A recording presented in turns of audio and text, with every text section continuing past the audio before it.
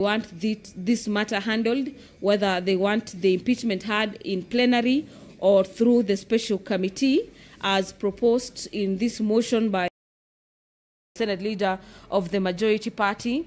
In the event the House votes to adopt that a special committee is formed, then an 11-member committee comprising of 11 senators will be appointed to hear and determine that matter facing the governor for Nyaribo, and table the report before the floor of the Senate in a span of 10 days. And in the event that route is defeated, then the issue facing the governor for Nyamira County on matters impeachment will be held in a plenary, where the Senate will hear from the county assembly as well as the governor, and later on debate and make a determination in regards to whether the charges facing the governor have been substantiated. The communication coming from the county assembly following the resolution to impeach the governor is already with the Speaker of the Senate, and that communication will be made this afternoon for senators to consider that matter. And remember, this sitting of the Senate is coming at a time where some members of the Senate are away from the House to follow up on various by-elections. So today's sitting is a hybrid sitting where the senators will be following this matter in the chamber as well as online. The Deputy Speaker of the Senate, Honorable Kathure Murongi, is in the chambers this afternoon. Allow me to hand you over for this live broadcast. Enjoy your viewing.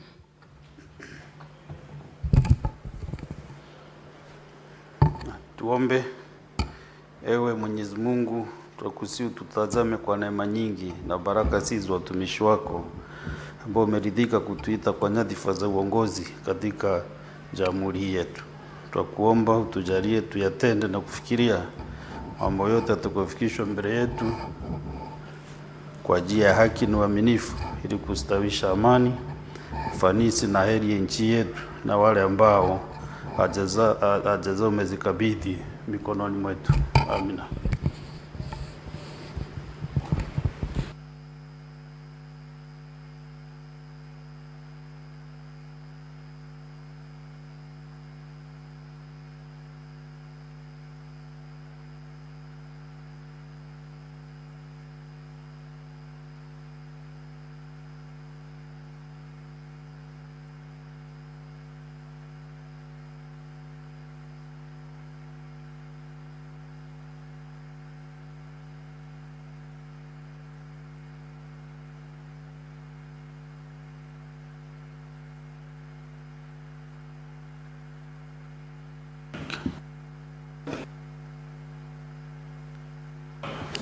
Sergeant Adams can ring the call bell for 10 minutes.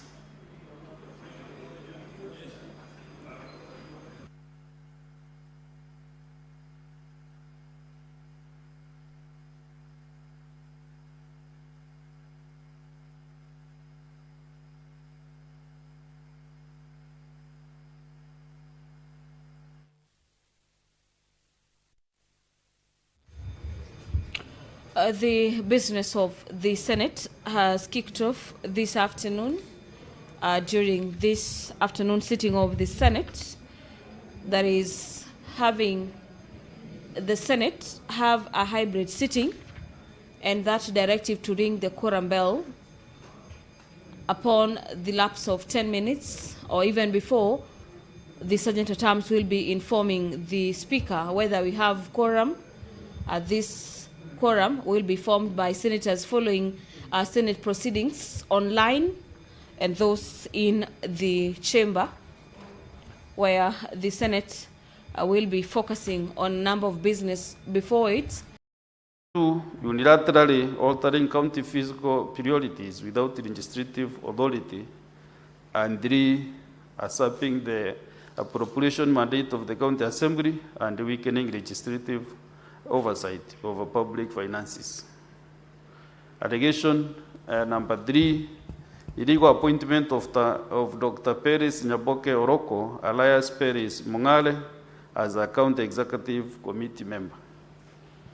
The particulars of this allegation are that the governor engaged in gross violations of Article 179(2)b, Article 259 of the Constitution, and Section 30D of the County Governments Act by 1, appointing and retaining Dr. Peris Nyaboke Oroko as a CC member despite the Assembly's express refusal to approve a nomination.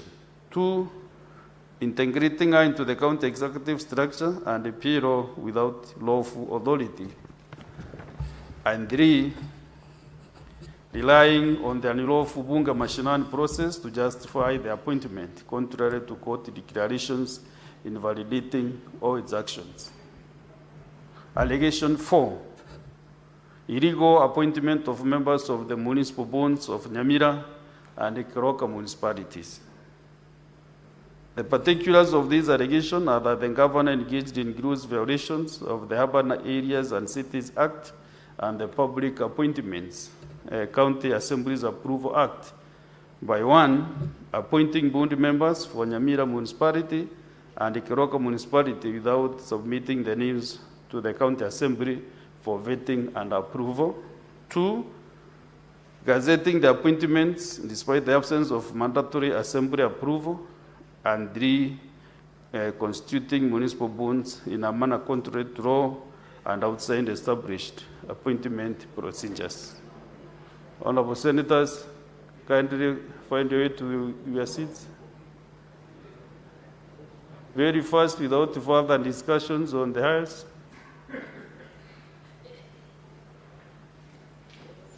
Allegation 5, unlawful appointment of a selection panel for the County Public Service Board.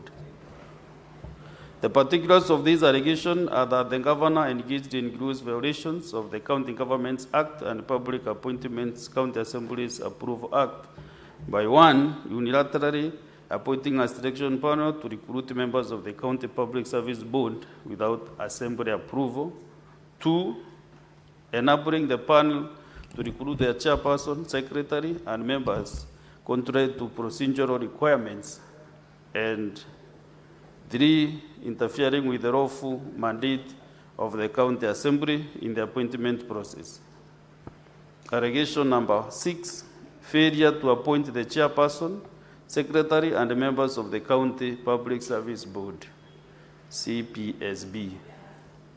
The particulars of this allegation are that the governor violated statutory obligations relating to county staffing and administration by 1, failing to fill long-standing vacancies in the County Public Service Board since July 2025,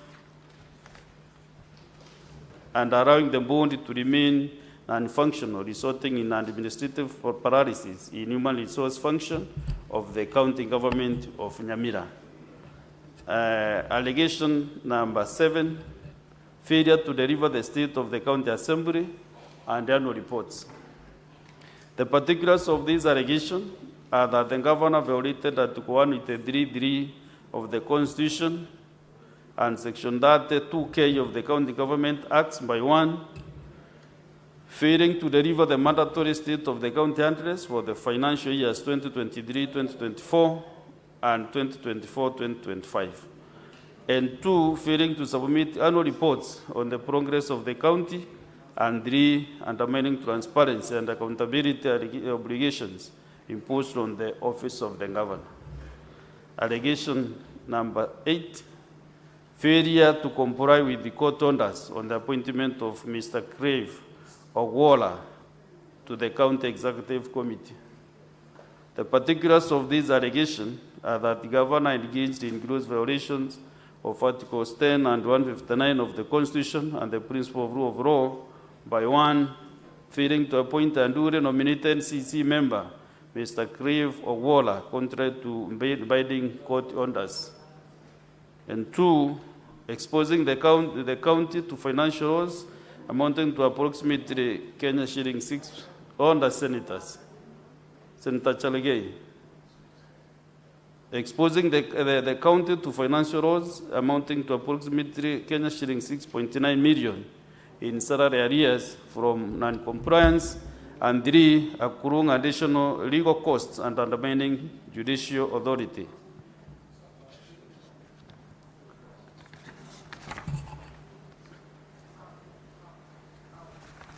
The other one is abuse of office, allegation 1. You know there were 2 counts, then the second one is abuse of office. Allegation 1, recruitment of staff without a budgetary provision. The particulars of this allegation are that the governor engaged in abuse of office contrary to Articles 201D and 232 of the Constitution and the Public Finance Management Act by 1, authorizing mass recruitment of staff without budgetary provision or approval of the County Assembly of Nyamira, specifically A, the recruitment of 49 officers between February and April 2021, and B, the recruitment of Deputy County Secretary, County Attorney, support staff, 1 administrators, and sub-county administrators without the requisite approvals. And C, on the 9th of March 2023, the County Public Service Board advertised 358 vacancies, despite the absence of an approved budget for recruitment, an active recruitment freeze imposed by the County Assembly, and clear advisories issued by the Ethics and Anti-Corruption Commission. This recruitment expected to earn Kenya shillings 3.5 million annually to the wage bill, proceeded without any budgetary allocation or assembly approval. And D, accumulating salary arrears amounting to Kenya shillings 60 million owed to healthcare workers for 7 months. Number 2, ignoring formal resolutions of the County Assembly that flows further hiring, and 3, disregarding explicit advisory issued by the Ethics and Anti-Corruption Commission, EACC, and 4, abandoning the county with an unsustainable annual wage bill, estimated at Kenya shillings 325 million. Allegation 2, influencing irregular appointments of senior human resource officials. The particulars of this allegation are that the governor abused the powers of his office by handpicking and seconding officers, including Mr. Godfrey Kiriago and Ms. Emeonda Nyaberi, to strategic human resource HR positions. And 2, influencing the transfer of substantive office holders to create vacancies for his preferred officers to be employed. And 3, manipulating administrative structures to consolidate control over HR functions.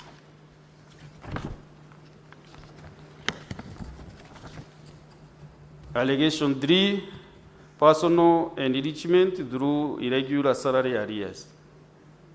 The particulars of this allegation are that the governor engaged in abuse of office and financial impropriety by 1, awarding himself irregular salary arrears amounting to Kenya shillings 5,649,706, using HR officers irregularly appointed or influenced the process of payments, and 3, having a pattern of questionable claims, including a prior Kenya shillings 13 million, a housing compensation, and a double medical claim. Allegation 4, payroll fraud, syndicate resulting in loss of public funds. The particulars of this allegation are that the governor was involved in or failed to prevent payroll irregularities, contrary to Articles 201 and 226 of the Constitution, by 1, presiding over or allowing irregular overpayments to ECDE teachers amounting to more than Kenya shillings 25,018,852, in addition to Kenya shillings 1,100,467 and Kenya shillings 700,836 in other irregular payments. 2, receiving illegal benefit, which are admitted under oath, and 3, overseeing payroll fraud estimated at Kenya shillings 32 million. Senator Okech, you can have your seat. Just take the nearest seat possible so that we conclude this communication. Allegation 5, influencing dual appointments outside the lawful establishment. The particulars of this allegation are that the governor abused his office by 1, creating duplicate positions for ward administrators and sub-county administrators. 2, allowing double occupation of certain offices, leading to double payment of salaries. And 3, violating the lawful establishment structure approved by the County Public Service Board. Allegation 6, usurpation of the powers of the Auditor General and the County Public Service Board. The particulars of this allegation are that the governor engaged in abuse of office in violation of the Constitution and the County Government Act by 1, conducting an unlawful payroll audit without the involvement of the Auditor General or authorization of the Assembly, and 2, using the audit to demote over 1,000 staff in the year 2021 and a further 254 staff in 2024 without due process, and 3, attempting to appeal County Public Service Board decisions, reversing the illegal demotions despite having no legal mandate to do so. Allegation number 7, an unlawful suspension of the Secretary of the County Public Service Board. The particulars of this allegation are that the governor abused his office by 1, purporting to suspend the Secretary of the CPSB without any constitutional or statutory authority, and 2, interfering with the independence of the functioning of the County Public Service Board, and 3, obstructing lawful human resource and administration within the county. Honorable Senators, annexed to the other conveying the decision of the County Assembly were the following documents. 1, a copy of an approved notice of motion dated 11th November 2025. 2, copy of an approved impeachment motion containing grounds and the particulars with annexes thereto. And 3, copy of the public participation report. 4, copy of invitation letter to governor to appear before the County Assembly to respond to allegations dated 17th November 2025. 5, copy of County Assembly answered report dated 25th November 2025. 6, copy of division of votes list. 7, advocates for the County Assembly. And 8, list of witnesses. Senator Bass, you can have that analysis sit next to you. Honorable Senators, in terms of the way forward,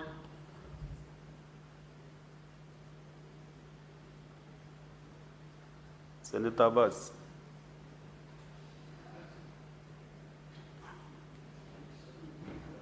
In terms of the way forward, following the reading of the charges against the governor, standing on the 81B of the Senate, as read together with Section 3B of the County Government Act, gives the Senate 2 options on how to proceed with the matter.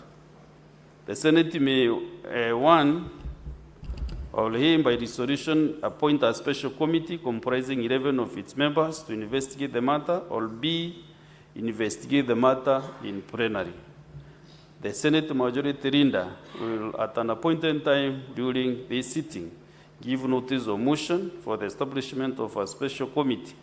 Should this motion be carried, the special committee will be required under Section 33(4) of the County Government Act and standing on the 82 of the Senate Standing Orders to investigate the matter and to report to the Senate on whether it finds the particulars of the allegations against the governor to have been substantiated. In the event that the motion for the establishment of a special committee does not pass, the fallback position is that the Senate shall proceed to investigate and consider the matter in plenary. In this event, I will appoint the dates on which the Senate will sit in plenary to hear and determine the charges against the governor. Honorable Senators, I wish to emphasize that when we come to the debate on the motion of the establishment of the special committee, Debate on the motion shall be limited to the substance of the motion, principally whether or not to establish the special committee. It will not be a debate on the substance of the impeachment or its merits, propriety, prudence, or even the constitutionality or the legality of the processes that have preceded the submission of this matter to the Senate.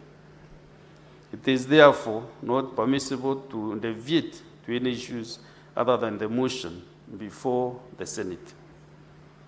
In the meantime, and during the pendency of the impeachment process in the Senate, I wish to caution honorable senators to refrain from publicly commenting on the merits or on the merits of the impeachment motion before the Senate.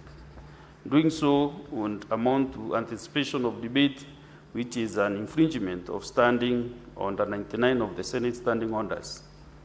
Accordingly, it shall be out of order within the meaning of standing order 122 for any senator to make comments, whether written or spoken, relating to the conduct of the governor or the impeachment process outside the confines of the impeachment proceedings, as such comments may prejudice the fair and just outcome of the process. Honorable senators, during the 13th Parliament, the Senate has dealt with 9 impeachment proceedings, 2 of which are considered by special committees and 7 by the Senate sitting in plenary, including one involving a deputy president. It is important that we draw on the best practices established in previous proceedings as we deliberate on this matter. The Senate will be sitting as a quasi-judicial body and will conduct investigations into the alleged violations of the Constitution and the law, and therefore make its determination on the matter. Let me remind you that the impeachment hearing is not just a procedural formality, but a crucial process that plays a crucial role in upholding the principles of democracy and good governance. This hearing is one of the Senate's most vital oversight functions and key responsibilities. I conclude by urging all honorable senators to exercise the highest level of responsibility on this matter. Thank you.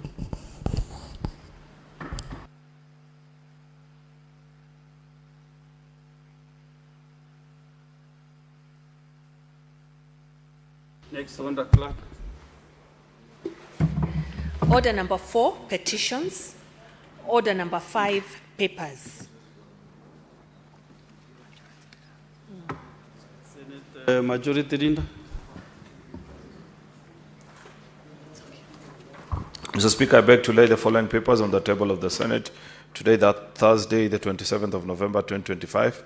The COG Annual Statutory Report for financial year 2024-2025, reports of the Auditor General for the year ended 30th June 2025 on the financial statements of Nandi County Education Scheme, Meteitei Sub-County Hospital, County Government of Nandi, Nandi Hills Sub-County Hospital, County Government of Nandi, Mosoriot Sub-County Level 4 Hospital, Marsabit County Enterprise Fund, Marsabit County State Officers and Other Public Officers Mortgage Scheme Fund, Ikuda Level 4 Hospital, Saikuru Sub-County Hospital, Isiolo County Education Bursary Fund, Isiolo County Emergency Fund, Ruiru Municipality, Limuru Municipality, Thika Municipality, Karori Municipality, Kikuyu Municipality, Limuru Water and Sewerage Company, Elgeyo Marakwet County Alcoholic Drinks Control Fund, Busia County Revolving Fund, Modogashe Sub-County Hospital, County Government of Garissa, Mombasa County Assembly, Car Loan and Mortgage Fund, Taita Taveta County Climate Change Fund, Vihiga County Climate Change Fund, Vihiga County Climate Change Fund, Meru County Executive Staff Housing Fund, Meru County Microfinance Corporation, Meru County Service Board, Meru Municipality, Miadhene Sub-County Hospital, County Government of Meru, West Pokot County Assembly, Car Loan and Mortgage Scheme, West Pokot County Bursary, Education Development and Infrastructure Fund, Chepareria Municipality, County Government of West Pokot, Muranga County Education Scholarship Fund, Kangari Municipality, County Government of Buranga, JM Karaoke Memorial County Referral Level 4 Hospital, Engineer County Referral Level 4 Hospital, County Government of Nyandarua, Embu County Revenue Authority, County Assembly of Meru, Embu Car Loan and Mortgage, Member Scheme Fund, Turkana County Education Fund, Turkana County Emergency Fund, Turkana County Biashara Fund, Turkana County Water and Services Fund, Nyamira County Mortgage Car Loan, Nyeri County Water and Sanitation Company Limited, County Government of Nyeri. Mr. Speaker, I beg to lay. Next is the chairperson, Standing Committee on Finance and Budget.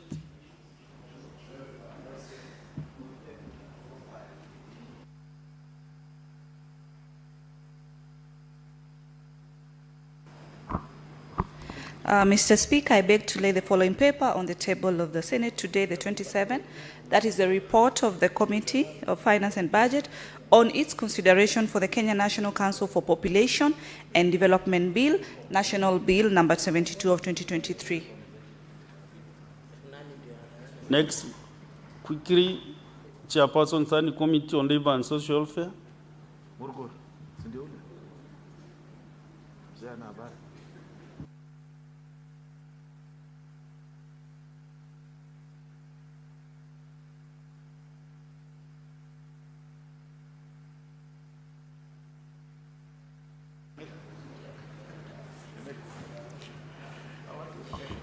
Mr. Speaker, I beg to lay the following papers on the table of the Senate today, 27th November 2025. Report on Standing Committee on Labor and Social Welfare, petition on employees of former Kenya Cooperative Creameries Limited, KCC, concerning non-payment of outstanding terminal benefits and Maziwa Sacco dues to former employees of Kenya Creameries Cooperative Limited.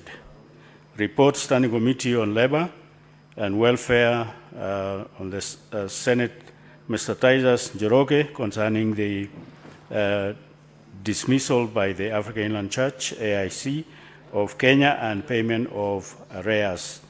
I lay. Next, Order. Order number 6, notices of motion. Majority Leader. Mr. Speaker, I rise to give notice of the following motion, which is the establishment of a special committee to investigate the proposed removal from office by way of impeachment of Honorable Amos Kimwoni Nyaribo, Governor of Nyamira County. That whereas pursuant to Article 181 of the Constitution and Section 33 of the County Governments Act 2012, on Tuesday the 25th November 2025, the County Assembly of Nyamira approved a motion for removal from office by impeachment of Honorable Amos Kimwoni Nyaribo, the Governor of Nyamira County. And further, whereas by letter reference SPK CAN 1/2025, dated the 25th of November 2025, and received in the office of the Speaker of the Senate on 26 November 2025, the Speaker of the County Assembly of Nyamira informed the Speaker of the Senate of the approval of the motion by the County Assembly, and further forwarded the Speaker of the Senate documents in evidence of the proceedings of the Assembly.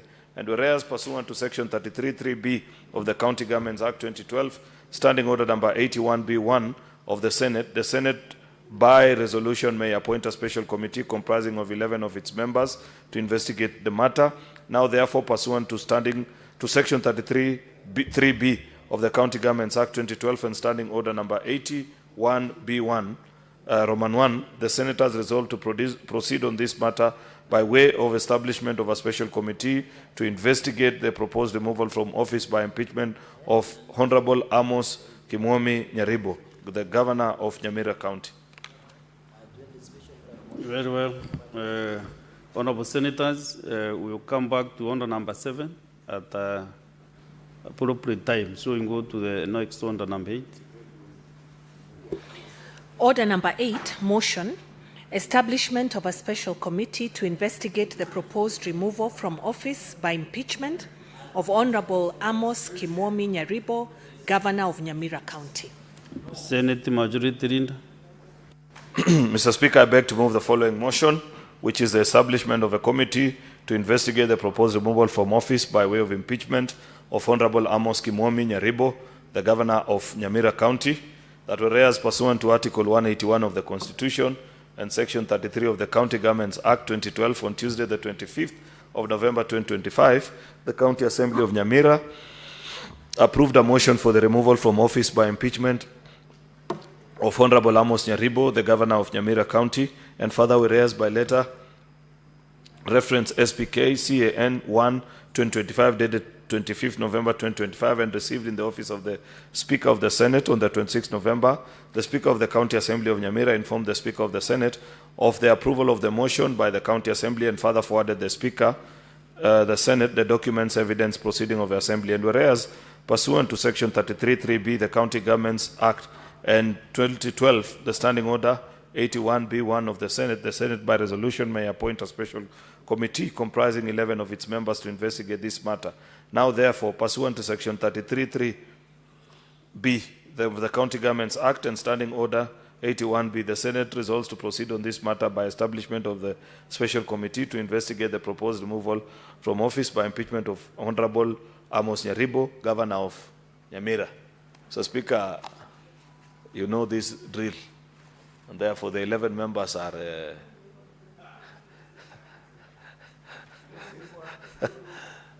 Mr. Speaker, Githuku Kamau, Senator Eddie Okech, Senator Sifuna, Mwaruma. Mr. Speaker,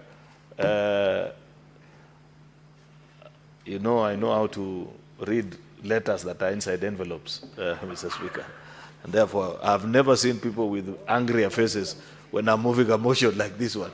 I don't know what crime I've committed, Mr. Speaker, but I don't like how I'm being stared at. So with those many remarks, Mr. Speaker, I beg to move and request Senator Eddie Okech to second.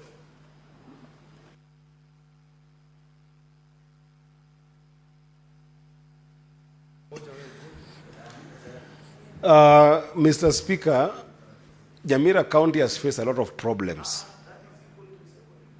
Don't relax. Can you just let me do my thing? And Mr. Speaker, the minority side feel that because Nyamira County has faced a lot of problems, I have got instruction from the minority side not to second this motion. And you know what the implication is.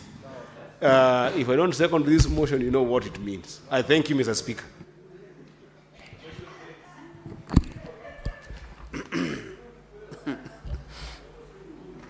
Honorable Senators, let me give this communication. The effect of the outcome on the motion for the establishment of a special committee to investigate the report on the proposed removal from office by impeachment of Honorable Amos Kimomi Nyaribo, Governor of Nyamira County. So, after the motion failed to get a seconder, the motion has been withdrawn. And Honorable Senators, as you may have noticed, the Senate Majority Leader moved the motion at order number 8 on today's order paper for the establishment of a special committee to investigate the proposed removal from office by impeachment of Honorable Amos Kimomi Nyaribo, Governor of Nyamira County. The motion failed to be seconded and therefore deemed to have been withdrawn pursuant to Standing Order 71 of the Senate Standing Orders. Honorable Senators, as I had communicated earlier by way of message on the resolution of the Nyamira County Assembly made on the 25th November 2025 for the removal from office by impeachment of Honorable Amos Kimomi Nyaribo, Governor of Nyamira County, Section 33(3)(a) of the County Government Act and Standing Order 81(b) of the Senate, providing that the Senate may, 1, by resolution, appoint a special committee comprising 11 of its members to investigate the matter, or 2, investigate the matter in plenary. The motion have been withdrawn. The route of a special committee is abandoned, and now implies that the Senate will investigate the proposed removal from office by impeachment of Honorable Amos Kimomi Nyaribo, Governor of Nyamira County, in plenary, pursuant to Section 33, subsection 3A of the County Government Tax, and standing under 80, subsection 1B2. Honorable Senators, at its meeting on today, Thursday, 27th November 2025, the Senate Business Committee considered the provisional dates for this investigation in the event that the matter was to be investigated in plenary. In line with the schedule of activities for an impeachment hearing in plenary, I hereby give the following directions.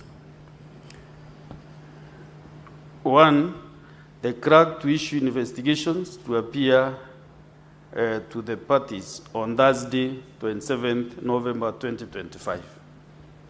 The parties to file their responses with the Office of the Clerk of the Senate by Monday, 1st December 2025 by 5 p.m. And C, the clerk to circulate documents received from the parties, including the plenary hearing program, to all honorable senators by close of business on Tuesday, 2nd December 2025 by 5 p.m. And D, the Senate shall then investigate the matter in plenary on Wednesday, 3rd December 2025, and on Thursday, 4th December 2025. The Senate is accordingly guided.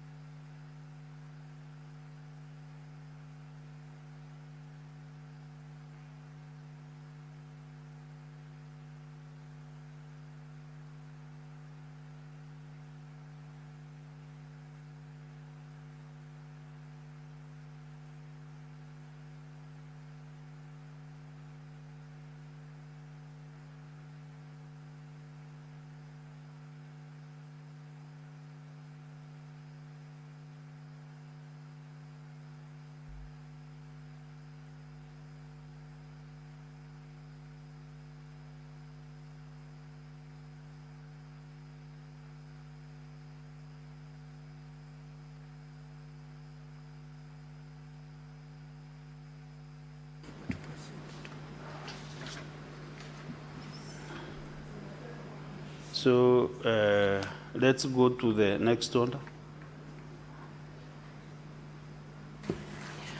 Order number 9, motion, report of the Standing Committee on Roads, Transportation and Housing on a petition by Mr. Francis Otieno regarding compensation for sugarcane crop damaged by the Department of Public Works, Roads, Energy and Transport in Pap Oriang in Siaya County. Mover to reply. I can see the mover is not allowed, but that cannot stop us from. Which one is this?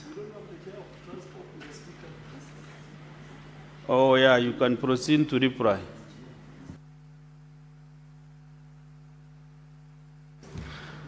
Mr. Speaker, I'm seeing you are used to seeing me as a regular member. I am now the chair of Transport, Roads and Housing in the Senate committee. So I'm around, and I'm a very diligent member of this House, Mr. Speaker. I don't miss the House unless under very, very unavoidable circumstances. I'm a diligent member. But that said, Mr. Speaker, I want to take this opportunity to thank members of the House who got a chance to contribute to this motion. Mr. Speaker, I want to say categorically that as a House, we are here not only to pass legislation, but to also exercise our role of representation. And part of representation is also to fight for what is good for our people and the general public. This petition is one of those areas that give us that opportunity to be able to fight for different people who might be facing a lot of challenges, including exploitation by different people in positions of power, as Mr. Francis Otieno might have faced. And therefore, I must make it categorical that the Committee on Transport, Roads and Housing, with the members that are there, who got a chance to listen to this petition, gave the petition a very thorough hearing. And I want to thank them, from Senator Chute to Senator Tobiko to Senator Wambua, Senator Kinyua, Senator Kajuang, who is a member of this committee, Senator Miraj, as well as Senator Asige, very committed members of this committee. Mr. Speaker, let me say that while I am grateful to members who got a chance to contribute to this motion, I must also say, Mr. Speaker, that I've seen a very dichotomous elements of debating when it comes to report on this House. Of course, starting with the report that we presented here. On one hand, I saw members, and I will not be able to perhaps indicate them by names, but I saw members who were keen on being able to read the entire report in its entirety. And after reading the report, they were able to see the judicious nature of the work that we did. And I want to thank those members, because it is important that we do read these reports. When you read the reports, you don't only understand why the petition was there, but you also get to understand the nuances that our people are dealing with in the course of carrying out their day-to-day duties and their day-to-day livelihood aspirations in the communities. But, Mr. Speaker, without casting any aspersions to a few members who did not read this report definitely and contributed so passionately, but then ended up bashing the report, Mr. Speaker, I want to invite them that, Mr. Speaker, it's very important to read the report.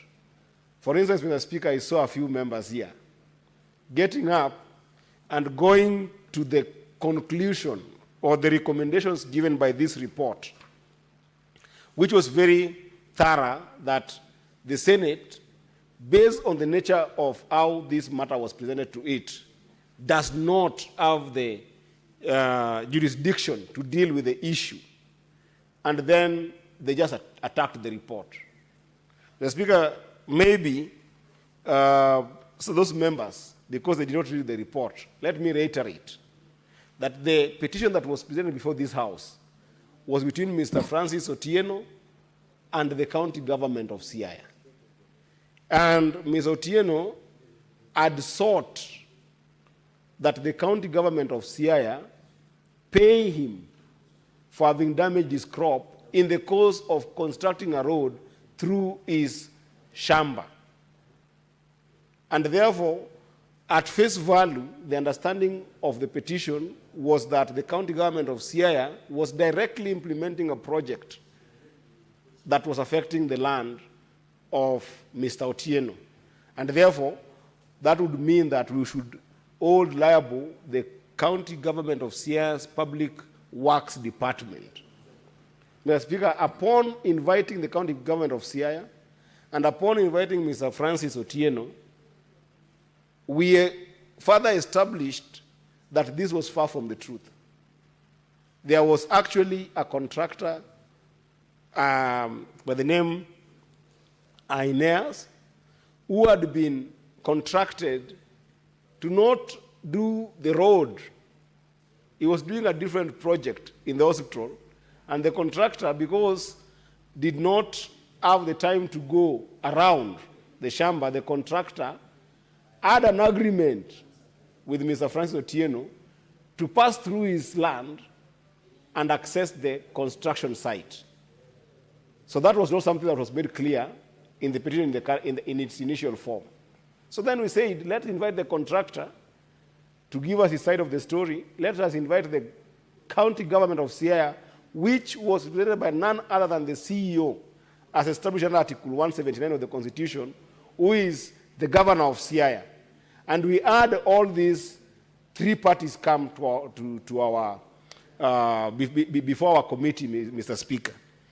And when they came, Mr. Speaker, we established other complexities that hadn't been indicated in the petition. For instance, we established that the petitioner had actually had a contractual agreement on that, agreement with the contractor to cross the farm. They had an agreement that involved a compensation for accessing the project site. So number one, you established there that, number one, there was no road construction on this piece of land. Number two, there was not just access, a simple access. It was an agreement that the contractor and the said petitioner had actually come to that agreement. And Mr. Speaker, if the people who were bashing the report dared to read, you realize that in the first place, if you read that report, the contractor and the petitioner had agreed to a tune of 34 million as compensation. And that 34 million as compensation, they had sat after going to ombudsman, which again is in the report. These two had gone and engaged the ombudsman over their conflict over their initial agreement. And after that meeting with the ombudsman, they further agreed to reverse the money down from 34 million to 1.3 million, which the contractor was not honoring. Lastly, Mr. Speaker, after a tete-a-tete between the two of them, after all those engagements, they had even engaged the Department of Public Works informally to try and find a way of paying each other. The petitioner went to court. The petitioner went to court, Mr. Speaker, over that agreement that they had with the contractor, not the Siaya County Department of Public Works. So by the time this petition was finding itself in this house, Mr. Speaker, the matter was active in court, which, if the petitioner had been very frank and very open about all those incidents and those historical background, and not limiting it only to the issue of county government, then perhaps even the petition could not have been admitted in the first place. It was something that was sub judice. Hence, the recommendation by the committee that this petition was not properly before us, and the jurisdiction was not subject to the Senate. So I wish that the members who are bashing the report, please, take time to read. Take time to understand the historical background. Mr. Speaker, for instance, you see the history I've just given you, the findings that we're just getting. We were getting them as raw as possible. In fact, when the petitioner appeared before us, Mr. Speaker, the petitioner said that he cannot be able to speak in English. And there was no prior arrangement or even prior request to be able to get an interpreter so that he could be able to present his case to the best of their ability. Mr. Speaker, do you know that the committee took the hardest decision to say, okay, Senator, we are already in the meeting. You have violated these standing orders twice. One is standing between me and the member speaking, and two is to cross to this other side of the aisle. Mr. Speaker, you know, Senator Kiamrata spent a lot of time in the streets. So this crisscrossing has anyhow in the streets is his habit, but you can perhaps forgive him so that he can learn the matter of the house. With time, these things he will understand. And also, Senator Eddie Okech. Yes, sir. I've listened to you keenly since you started. Yes. You know, once you bring a report to the House, it is the members to read the report and to debate the way they wish is the best way. So you are saying you members bashed the report. First of all, You thanked those who are positive on the report. I did. Those who negative to the report, you should still thank them, even for taking time to debate your report, the committee's report. Therefore, just reply in a way that you are also not demeaning the effort or the work your colleagues are doing. I thank you, Mr. Speaker. But, Mr. Speaker, you know the standing orders of this House, in which actually I'm very grateful that you're the one who actually taught me most of this in the early times. Mr. Speaker, you know you are an elder. You used to sit with me and show me how these standing orders are. And one of the ones that I'm passionate about is 105 on factual conversation in this House. Because, Mr. Speaker, there's a danger if they don't read the report and absorb it of possibly misinforming the public.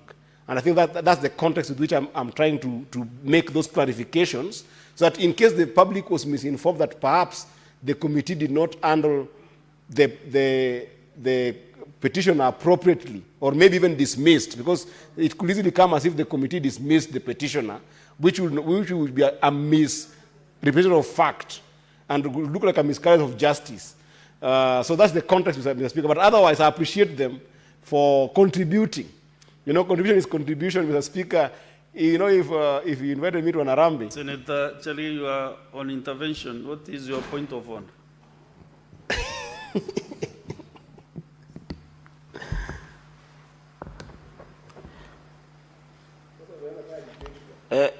Mr. Speaker, I raise understanding order Article 50. Mr. Speaker, the reason members expressed and I contributed reservations, and Senator Eddy should realize is just replying. Secondly, it says justice should be adjudged without due or what you call technicalities. The argument of members, the reason we deferred with the report of the committee is we found that the committee did not recommend anything. They just argued on the rule of sub judice, which does not apply because there is what we call principle of separation of powers. So is it in order? I'm not debating. Is it in order? I'm rising under Article 50 of the Constitution. Mr. Speaker, is it in order for Senator Eddy to isolate a few senators who deferred with the report? This is not a choir. Well, must we agree with the report? Because our argument was very simple. Why did the report not even give a way forward on the prayers of the petitioner? That was our argument, based on the Constitution, that technicality should not affect justice to that aggrieved individual, Mr. Speaker, and that was our argument. So it is in order for Senator Eddy, the Chair of Roads and Transport, to continue running over the reason and Solomonic engagement of members of this Senate. Can he withdraw and apologize? Or else we'll shoot down the report. Senator Eddy Okech. Mr. Speaker, time without number, I keep on talking about reading and understanding.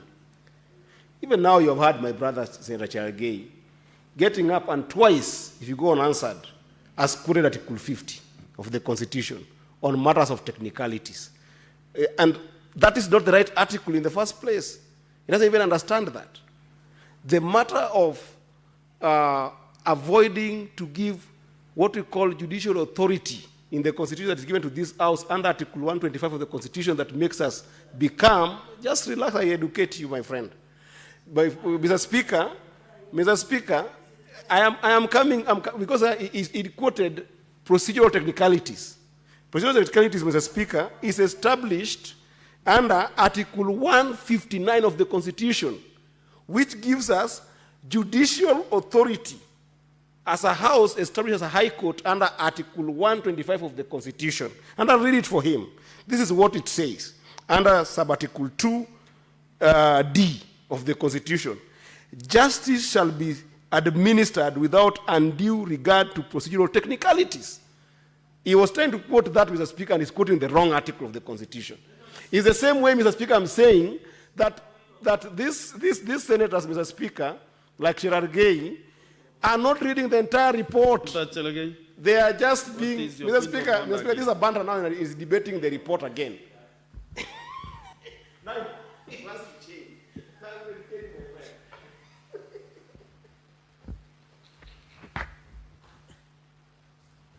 It's on. Point of Speaker, I argued on Article 50 on fair hearing, and also the technicality, which is I extrapolated under Article 159. When you read the fair hearing process, it is well set out. So my argument was simple. Even in the report itself, did the petitioner given fair hearing? And in fact, I'm surprised this is the first time a chair of committee is running away from his own report, because he is arguing that they gave a way out. Yet in the report that we read, unless the House was given the wrong report, there was no way out. The argument was that the matter is still in court and the matter is under ADR. Is it in order? Can Senator Eddy table the real report now and tell us what was the conclusion of the committee against the petition of on the petitioner's prayers on the issue of the county government of Siaya, the matter in court?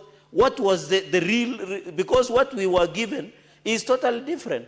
And if you have seen is gallivanting and perambulating around the issue, Mr. Speaker, by saying, oh, you know, the matter is sub judice, the matter is, can he give us what was the recommendation? Can he read for the benefit of the House? Just give us the recommendation. Senator Charege, the report was discussed yesterday in this House, and I was seated here most of the time. And there was that conclusion. It's in your gadget. You can check the report, because I referred to it when I heard members not agreeing with the conclusion of the committee, the recommendation of the committee. So I think it is there. You can still have a look at the recommendations. But now conclude.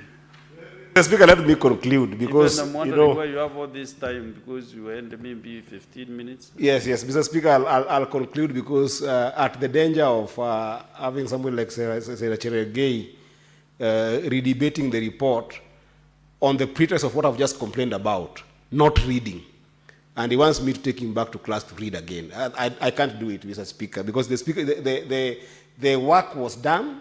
In a report, there is committee observations, which is now establishments, which then informs recommendation. There is history of the report. Mr. Speaker, I can't. Mr. Speaker, you'll have to protect me, because Senator Cherargei is now debating the report when he had debated the report. And I've said, Mr. Speaker, that there are senators in this House. You chair Loans and Transport Committee. Yes. You opened this debate yourself by bashing members of the Senate. I wasn't bashing. I want still to open to members now to interrogate your issues. Senator Mukatani, you are on a point of order. Speaker was on intervention, and I wanted to bring Honorable Chair to the attention of Standing Order 235. 235 sets the form of petition. Mr. Speaker, the moment a matter is before court, and you will see that the petitioner is supposed to show whether there was any body, any legislative, any other body that dealt with the matter and what was the reply, and whether the matter was pending before court. And if the matter is pending before court, that petition is dismissed immediately. Okay? But what the recommendation of that report said was that you should go back, the petitioner should go to seek other bodies to solve out the matter. That is what you said. If you read, Mr. Chairman, and with a lot of respect, I think you need to be a bit restrained in your wording. Assuming that senators didn't read, I think it's going on the wrong direction. If I were you, I would have said that the matter was in court, we discovered, and we withdraw. Mr. Speaker, it is not the first time. When we were in Energy Committee, and Honorable Senator Omutata had brought a petition on behalf of the residents of Uyombo Village in Kilifi County. When we went there, the moment we discovered that the matter was in court, we closed the matter. And the report came here before the House to say that. But we didn't come to say, follow the matter with other legislative body or other adjudicative bodies, like that what the report said. if you look at that recommendation, look at the summary of the recommendation. We read that report. That recommendation was clear that we should go, the petitioner should go to other adjudicative bodies. Please inform me.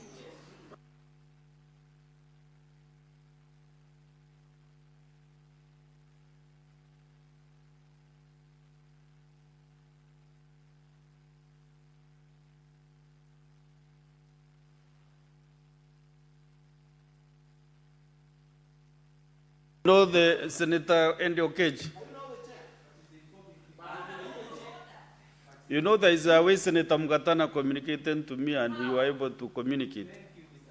So proceed, we inform him if he has accepted to be informed. In fact, Mr. Speaker, so that we dissuade this misinformation by the Chair of Roads, I am with the report 6.0 committee recommendation.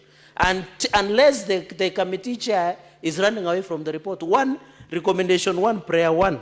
And this was recommendation. In accordance to the above prayer, the committee states that it cannot grant these prayers, fail to produce any documentation or formal contract to the committee linking the Department of Public Works, Roads and Energy, Transport. However, the committee recommends that the petitioner to pursue the original contract entered into between him and Mr. Enea Onyango through an appropriate other jurisdictions. Number 2, prayer number 2, in response to the above prayer, the committee recommends that any grievances from the lessor should be addressed through appropriate legal channels, as the committee has noted that the petitioner lacks authority to raise their complaint about the alleged engrossment. So he has already violated standing order number 232 and standing order number 235.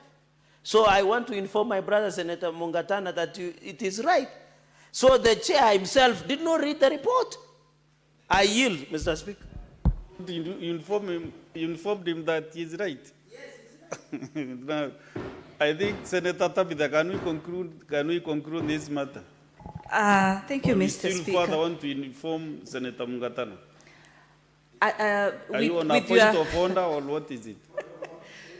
Not really a point of order, but on for information, Mr. Speaker. I would really request just a minute. In Senator Eddie's submissions as the chair, there's something that he brought out, and what I have observed as a member of this House, in my own opinion, is that either the clerk of that committee was not able to put that information in this report, and it was an oversight. What am I saying? Seems that the committee, when the petitioner appeared, did not give full information to that committee. The petitioner did not indicate that the matter was in court. The petitioner did not indicate earlier, when he appeared before the committee, that there was a contract between him and the contractor. And so, as pertaining the standing orders of the Senate, the committee started listening to this particular petition until at a point that they invited the contractor. Until at that point is when the committee realized apparently this matter is live in court. And the Honorable Chair, what he did, he gave his directions and said, we cannot proceed then if this matter in court, because apparently the petitioner was not honest enough to say this matter is in court and to bring out everything and all the agreements. And apparently the contractor brought about written live agreements that they had entered with this particular petitioner. So the petitioner is the one who was not honest, but maybe the clerk of this committee should have written these recommendations more and highlighting so that the members can see that. Thank you, Chair. Thank you, Speaker. No, I want also to advise Senator Mutinda. This report does not belong to the clerk. This report is a committee's report. The chairman is the CEO of that committee.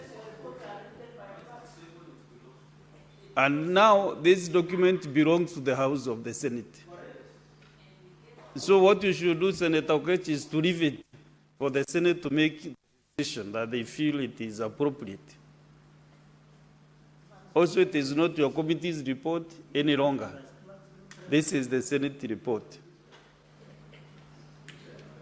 And any decision made by the Senate, either way, in either way or the other, you know, there is also a question to be put. So the Senate can negate that, can negative that the report. But also what Senator Mugatana asked is very genuine. When the committee realized that the matter was active in court, why did you proceed to execute that petition? You could have dismissed that petition because it is a matter pending in court. Even when reading a petition, at the bottom of any petition, either the clerk or whoever the owner of the petition declares that this matter is not pending in a court of law. So once you realize that the matter was in court, when did the committee proceed to conclude and to hear, to summon? I don't know whether you visited the county. Did you visit the county?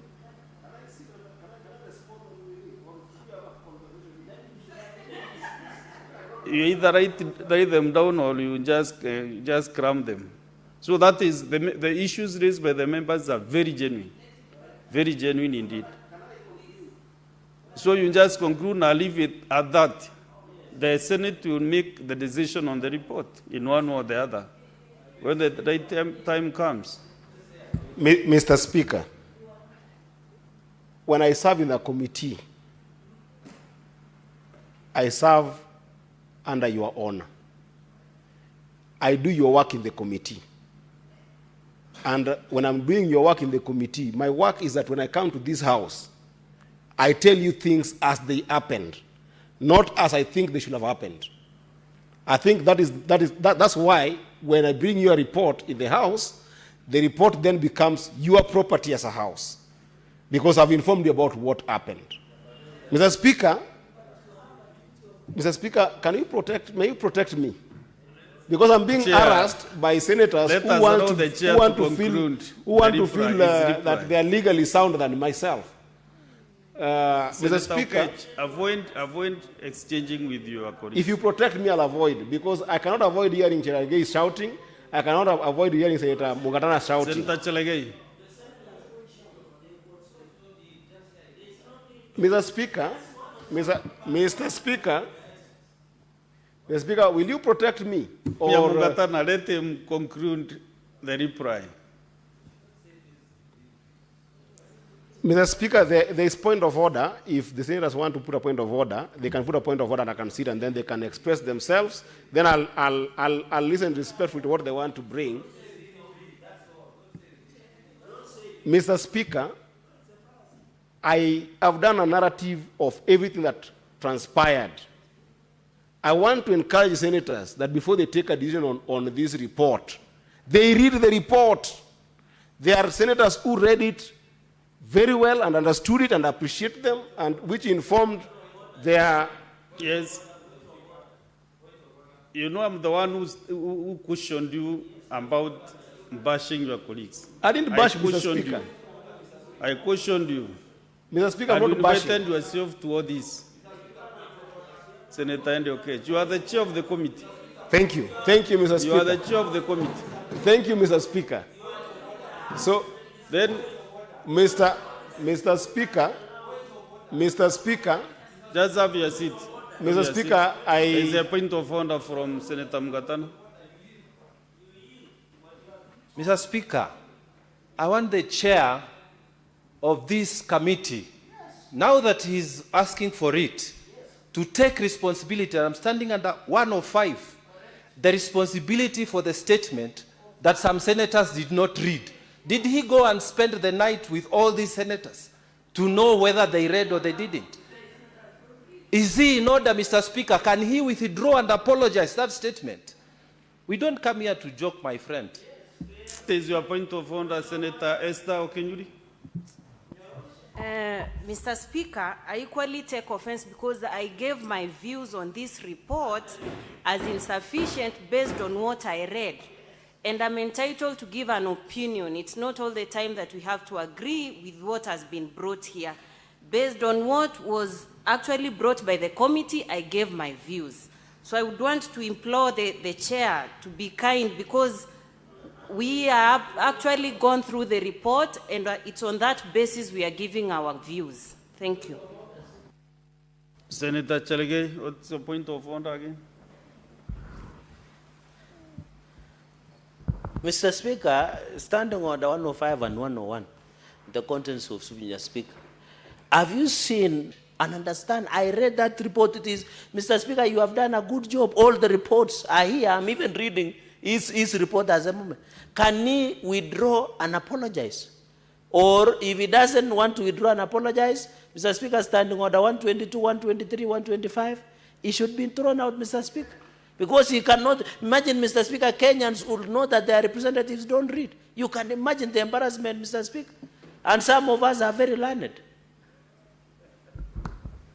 The chair, Committee on Loans and Transportation.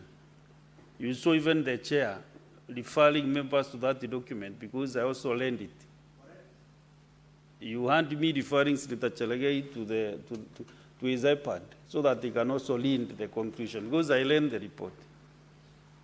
So, Senator Andy Okechi, Chair, Loans and Transport Committee, you have been doing so well since your appointment as the chair. But this afternoon, I don't know what has happened to you, that you have the audacity to lecture all the senators. So kindly withdraw that statement that senators do not read the reports and apologize to the extent that the senators will be satisfied.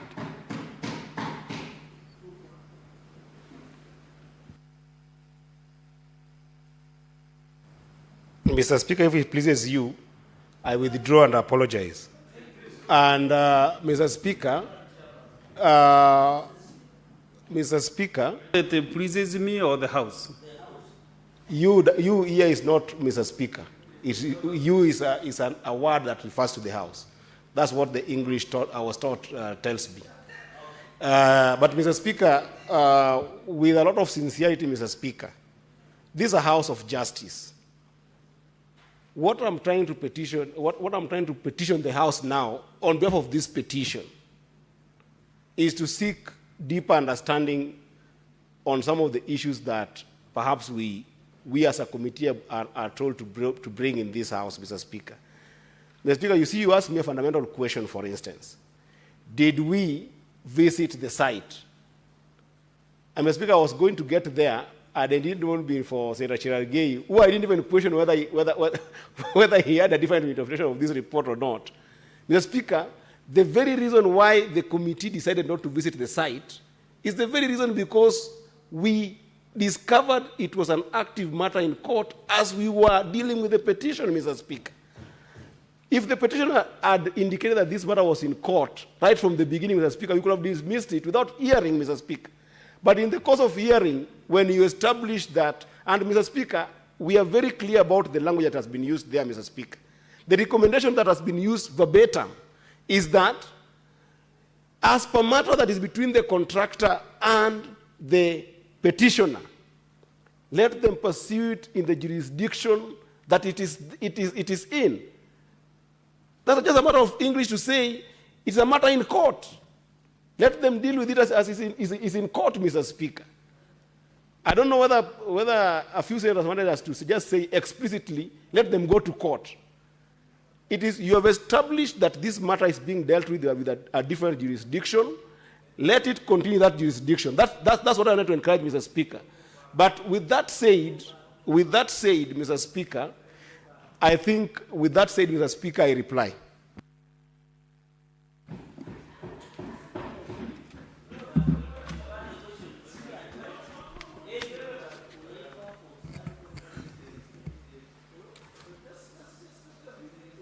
Senator Andy, okay. What do you want me to do, Senator Andy?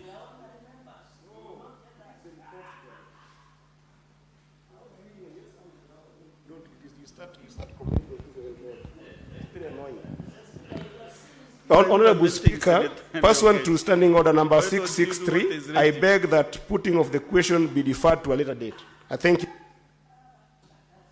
Yes, the matter, the putting of the question. has been deferred. Next, Onda.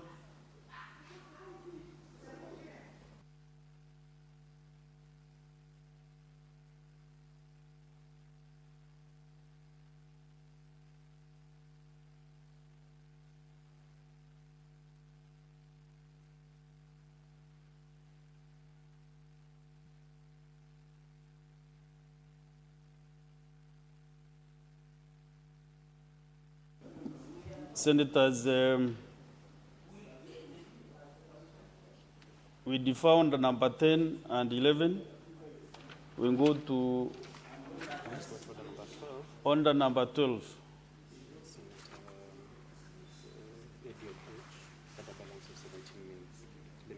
Go on there.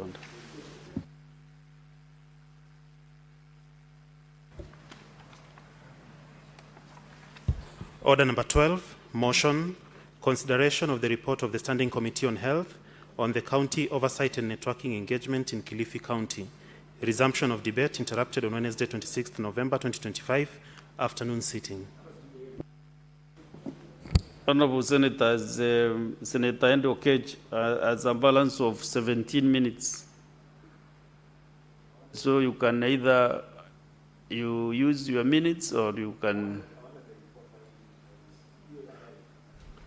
It means you have not trained it.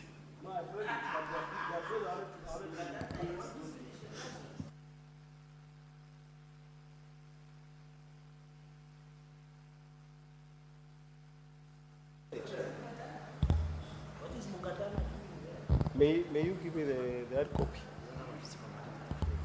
You need to, Mr. Speaker, because there are things I wanted to refer to.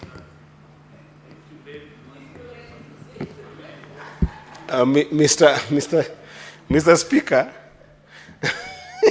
Mr. Speaker, I know I've brought a lot of heat today in the House because I was fighting the issue of scanning on reports instead of reading reports. And Mr. Speaker, it doesn't affect you for sure. I know that you are an elder and you do read reports. I know you very well. And even the people I was talking about, Mr. Speaker, are good readers. You know, some of them are lawyers, they are good readers. I wasn't even referring to them in the first place. So they should just be okay. They should just chill. My sister said, can you read reports all the time? The guys I was doubting are not even in this house, Mr. Speaker, right now. But Mr. Speaker, I was contributing yesterday and appreciating the committee, on health, the Standing Committee on Health, for the great work that they did in Kilifi, Mr. Speaker. When a good job is done, for me, I will always appreciate, Mr. Speaker. I think that they did a very good job. This was a networking and an oversight visit that they did establish a few findings in Kilifi, Mr. Speaker. Mr. Speaker, perhaps it might interest the House to know that together with my sister, Senator Tabitha Mutinda, we served in the committee on Shakahola matter. And we had a task to do when we went to Kilifi, and part of what we had a bird's eye view position on was visiting the hospital as well and just looking at some of the observations that I think that are appropriately indicated here. They are factual because we also got to observe them when we went there. So, Mr. Speaker, I must say that one of the observations that I really cared about that this committee observed was the issue of the infrastructure around the pharmacy in the hospital. You know, Mr. Speaker, you can do all diagnostics in a hospital. In a hospital, you can do all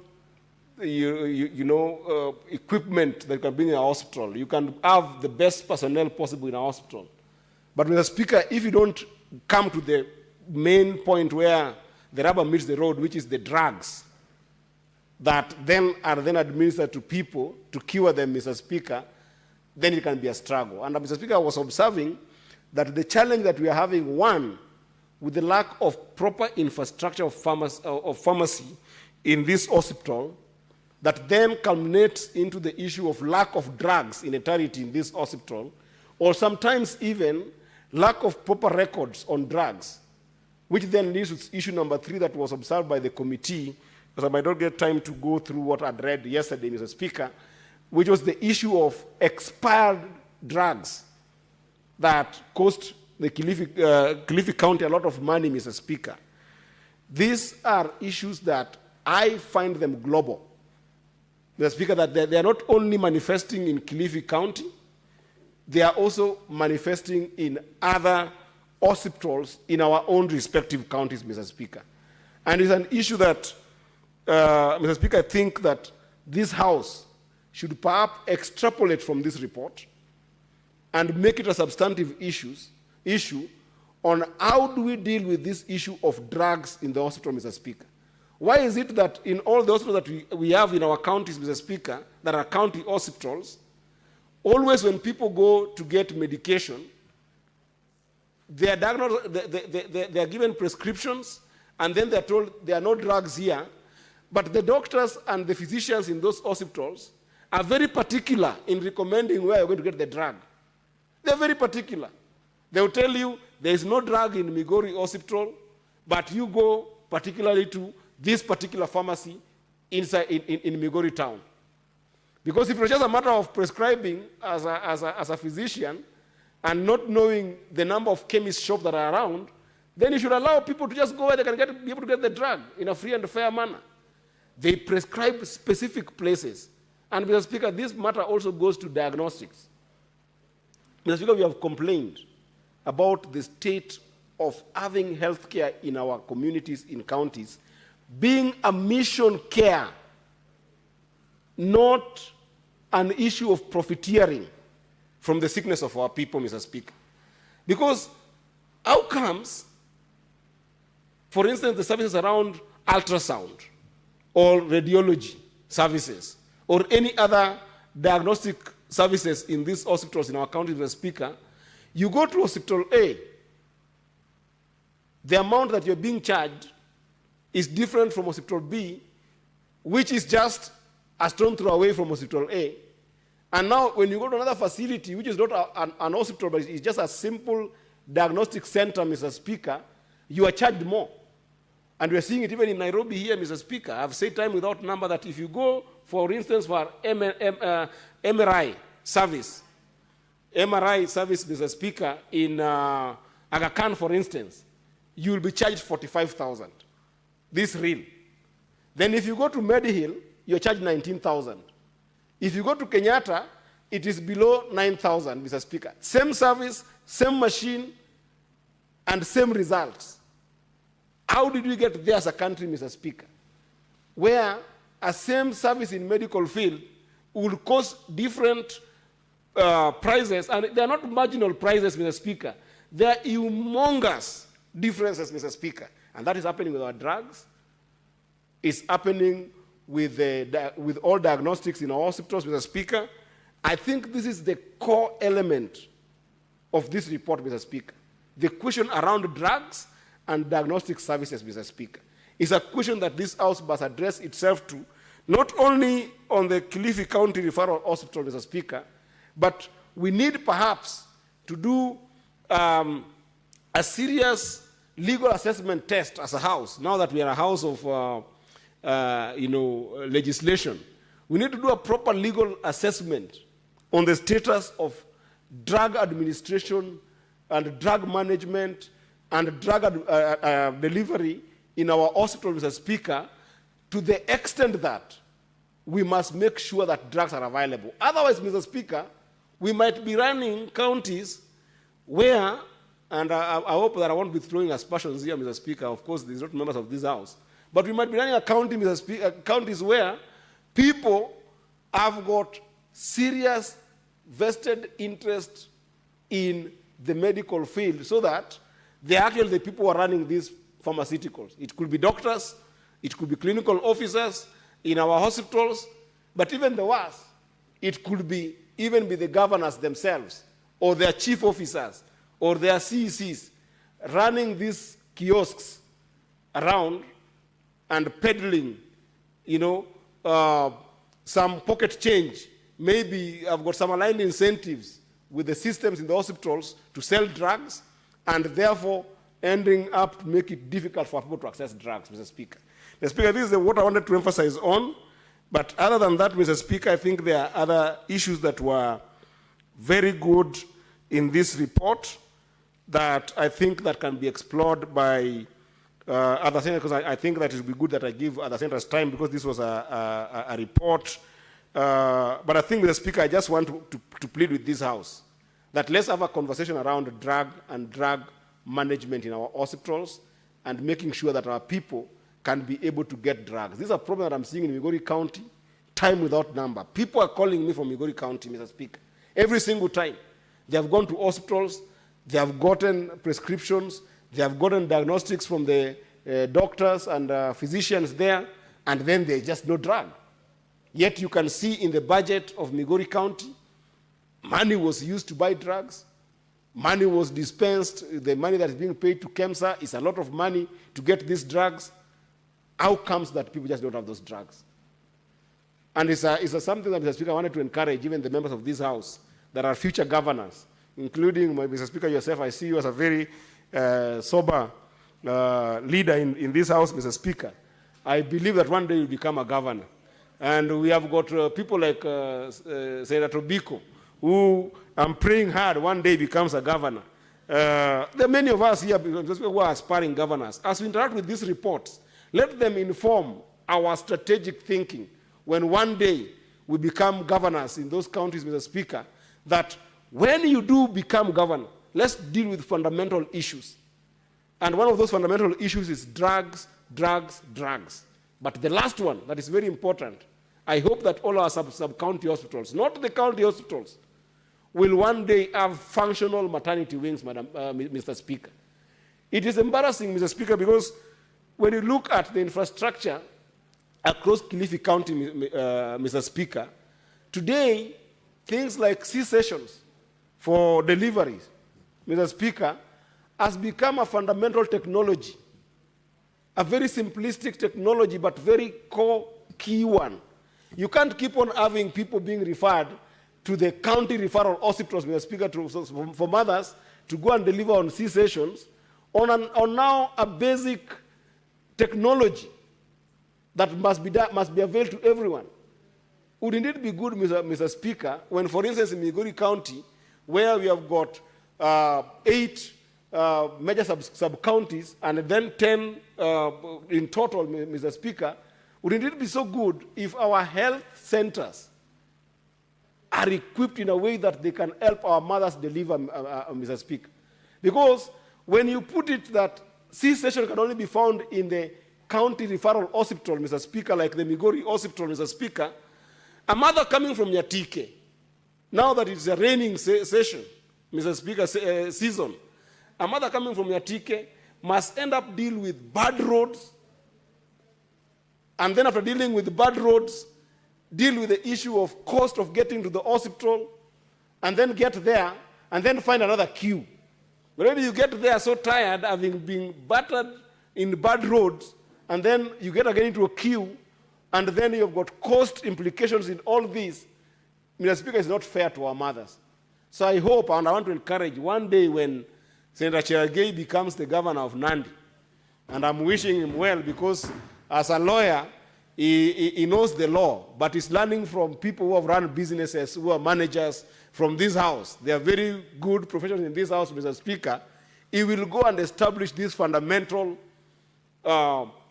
infrastructure for people in Nandi County. The same way, one day, if Senator Bigo becomes a governor in Kajiado, she will be able to make sure that all sub-counties, there's maternal facilities, all sub-county hospitals, and even dispensaries, there is adequate access to drugs. Mr. Speaker, by the way, if we deal with those two issues, I think we can fundamentally improve the state of healthcare in our counties. With that, Mr. Speaker, for the purpose of giving my colleagues also time to input in this report, I want to appreciate as well as support this report in totality. I thank you, Mr. Speaker. Senator Chalagai Samson.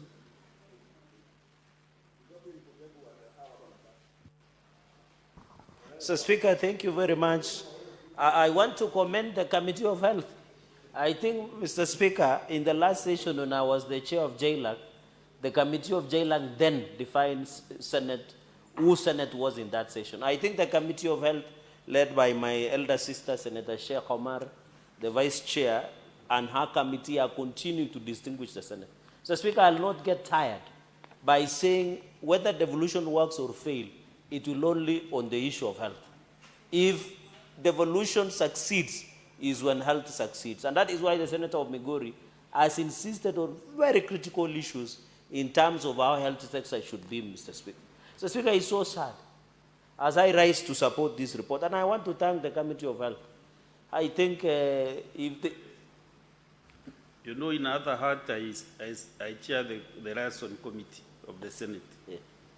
And I've never met Senator Sheikh in that meeting, in the liaison committee. You send the Sheikh Omar chairs and the health committee.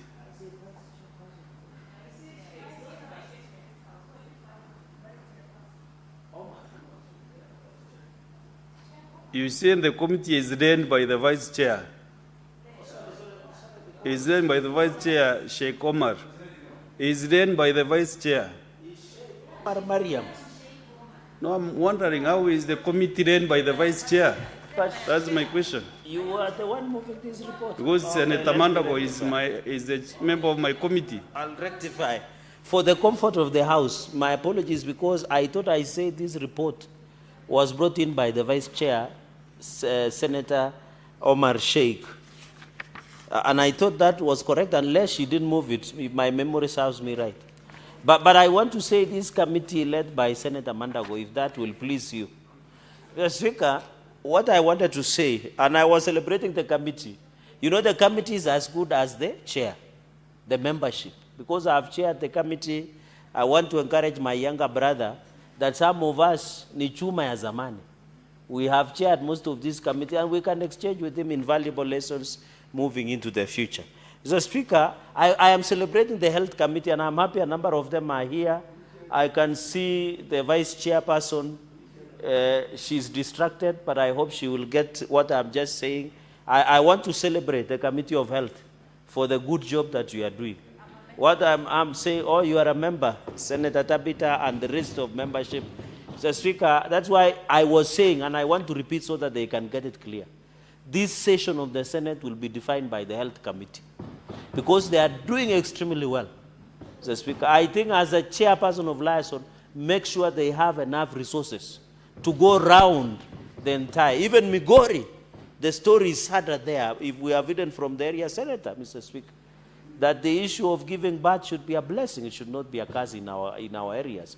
I want to celebrate, I'm happy this report is so detailed that I'm shocked by the industrious nature of the health committee.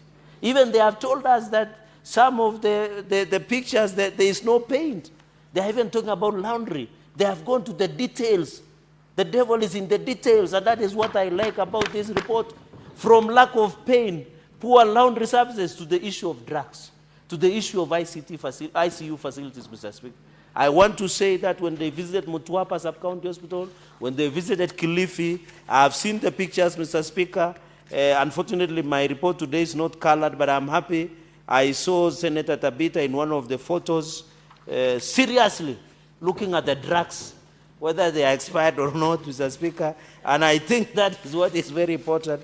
And I'm happy with the way they are doing their job. I hope to host them soon in Nandi County, because there is a sad story. The reports were just tabled. They tabled Metete Sub-County Hospital, Nandil Sub-County Hospital, Mosoriat Sub-County Hospital, Mr. Speaker, that was just stapled a few minutes ago before you. It's a sorry state. For example, Metete Sub-County does not even one kaina, Mr. Speaker, to assist our women in case they go into complications. You can see to Nandil Sub-County Hospital, out of almost 200 nurses needed, it's less than 70 that I know that are there, Mr. Speaker. Even there is no procurement plan. The issue of drugs, expired drugs, can be traced in Mosoriat Sub-County Hospital. You go to Nandils, you go to, and I think this is a problem because when you look at the Kilifi, and I'm told Kilifi County Referral Hospital Complex Phase 1, with a sum of 389 million. I wish the committee in future should have given us the status of that project so that we are aware what is happening. But I know these are issues that will come to Public Accounts Committee because they are living in the futuristic. So, Speaker, when you look at let me just go quickly to a few issues that have been raised, especially in Mutwapa Sub-County Hospital, Mr. Speaker. I'm happy. This is a 8-bed capacity facility. It serves almost 400 it serves almost 400 people, Mr. Speaker, and it is located away from Mombasa Malindi Road, Mr. Speaker. But they are serving 400 patients daily. That's a very huge facility, but they are seriously understaffed, which is very unfortunate, Mr. Speaker. There is also adequate infrastructure. I'm happy, because even the committee have indicated, apart from medical, like waiting bays, pharmacies, stores, stalls, Mr. Speaker, severe understaffing. Mr. Speaker, I would have requested this committee, because I'll make only 4 comments. And through the vice chair and the chair and the committee, however, here, you should have directed in your recommendation the immediate closure of this hospital. You know why, Mr. Speaker? Because the committee has said the facility pharmacy lacked an accreditation license from the Pharmacy and Poisons Board, which is likely to jeopardize patient safety and regulatory compliance. This was sufficient reason for the committee to order immediately closure of Mutwapa Sub-County Hospital. Because if they don't have this accreditation, Mr. Speaker, it is very unfortunate. I hope the mover of the motion, who is also the vice chair, and the committee's members who are here, they should be able to guide us, because I thought that is a sufficient reason to close. Mr. Speaker, the issue of salaries, the issue of incinerator, I think these are small things, Mr. Speaker, that we should not be discussing in the Senate Republic of Kenya. The issue we should be discussing in how to ensure KEMSA becomes efficient in terms of supplying drugs. Meru yesterday, Meru County Referral Hospital is suffering from serious issues. When we talk about the hospitals, Kibiricha Sub-County Hospital yesterday is becoming a serious issue, Mr. Speaker. I think the issue of incinerator was dysfunctional, Mr. Speaker. It's very unfortunate, because the waste management you saw yesterday in, I think, Nyaribo County Referral Hospital in Laikipia had a similar challenge on how to manage the waste from the hospital. So, Speaker, the issue of staff salaries is they have not been paid for 2 months. I would have expected the committee, and I'm happy they have noted, that the County Public Service Board should move with speed and ensure. Mr. Speaker, you know, here in Parliament, we also have interns and what we call temporary cleaning staff. These are people who live from hand to mouth, Mr. Speaker. It's small money to some of these big men and in county government of Kilifi. It is small to them because it might be 7,000, 10,000 shillings, but it means the world to those cleaners. I am happy the committee has directed that those cleaners must be paid within, and therefore, Mutwapa Sub-County Hospital, Mr. Speaker, it serves 100, and you know where Mutwapa is. Mutwapa is where life is in around Mombasa. And the people who like nightlife or nocturnal activities, Mr. Speaker, around Mutwapa will tell you what goes on in Mutwapa. You only see, but you don't see it anywhere else. So I hope, so that the 400 people who go there daily plus, Mr. Speaker, I hope the committee, I don't know whether the committee who are here members can direct, because these issues are very critical, that in future, the issue must, the governor and the county executive must be held to account, because looking at the money allocated, even in facility improvement, they have allocated a huge chunk of money, Mr. Speaker, that should be looked at, Mr. Speaker. For the benefit of the committee, as I conclude, is that I have seen under facilities improvement, a lot of money. Mr. Speaker, looking at Kilifi County Referral Hospital will be the conclusion. We are aware, I don't know whether it's backed by statistics, but it's suffering more than 1.5 million. It is similar problems that we saw in Meru County Referral Hospital yesterday. We saw in Kibiricha, we saw it in Nanyuki, Mr. Speaker, Nyaribo, all these hospitals, even in Nandi, Mr. Speaker, whether it comes up, whether it's Nandi Hills, the issue of staff is a problem. And I'm happy a report has been led by Majority Leader on some of these hospitals, Mr. Speaker. We have, and you know the problem I have is critical. For example, Meteite Sub-County Hospital needs almost 17 medical officers, but they only have 3. What does it mean? Poor service delivery. The issue of staff shortages. You can imagine Kilifi County Referral Hospital is the major hospital that serves 1.5 million. But they have challenges of staffing, Mr. Speaker. Mr. Speaker, I'm still shocked. And I want to appeal to the Committee of Health to order immediate closure of Kilifi County Referral Hospital because the hospital is operating without a valid pharmacy and poisons board license, Mr. Speaker. So who knows the quality of drugs, whether it's expired or not, Mr. Speaker? Well, you can see expired drugs, further expired drugs including injectables. Mr. Speaker, when I was growing up, I don't know whether malaria has lost it, the issue of malaria has lost its littleness. Because when I was growing up, the issue of when you are sick because... Senator Mugatana. Oh. Are you on a point of order or... Mr. Speaker, I ask for intervention on a point of order. Is the Senator for Nandi in order to ask for a whole referral hospital to be closed? Does he know what that means? Can you imagine closing a police station, Mr. Speaker? Can you imagine closing a hospital, not just a hospital, a referral hospital? Mr. Speaker, is he in order? Is he in order to ask the committee to order such a thing? So what if standing order has he violated? Mr. Speaker, he has violated standing order number 1, Mr. Speaker. Thank you, Mr. Speaker. Proceed and conclude, Senator Chalgei. Mr. Speaker, thank you. Mr. Speaker, I don't know. You know, can I read again? That is a point of argument which may be... Can I clarify to him because it is on the report? I want my brother, Senator Mungatana, which I have be able tremendous... actually to contribute and he can be able to... Yeah, I want to read the provision of the report so that he might also be with me on the same page. It says the hospital pharmacy operated without a valid pharmacy and poisons board license for both facility and pharmacist. And in fact, this report has pointed there is expired drugs, including injectables, Mr. Speaker. Injectables. But I thought that should worry us. Because if a facility is operating and giving out drugs, they will be killing more people than saving them. Mr. Speaker, some of us, when we were growing up, we used to fear needles. Imagine a needle that is already infected, Mr. Speaker. So, Mr. Speaker, I am, Mr. Speaker, Mr. Speaker, you know even warriors fear something. They must fear something, Mr. Speaker. They must fear.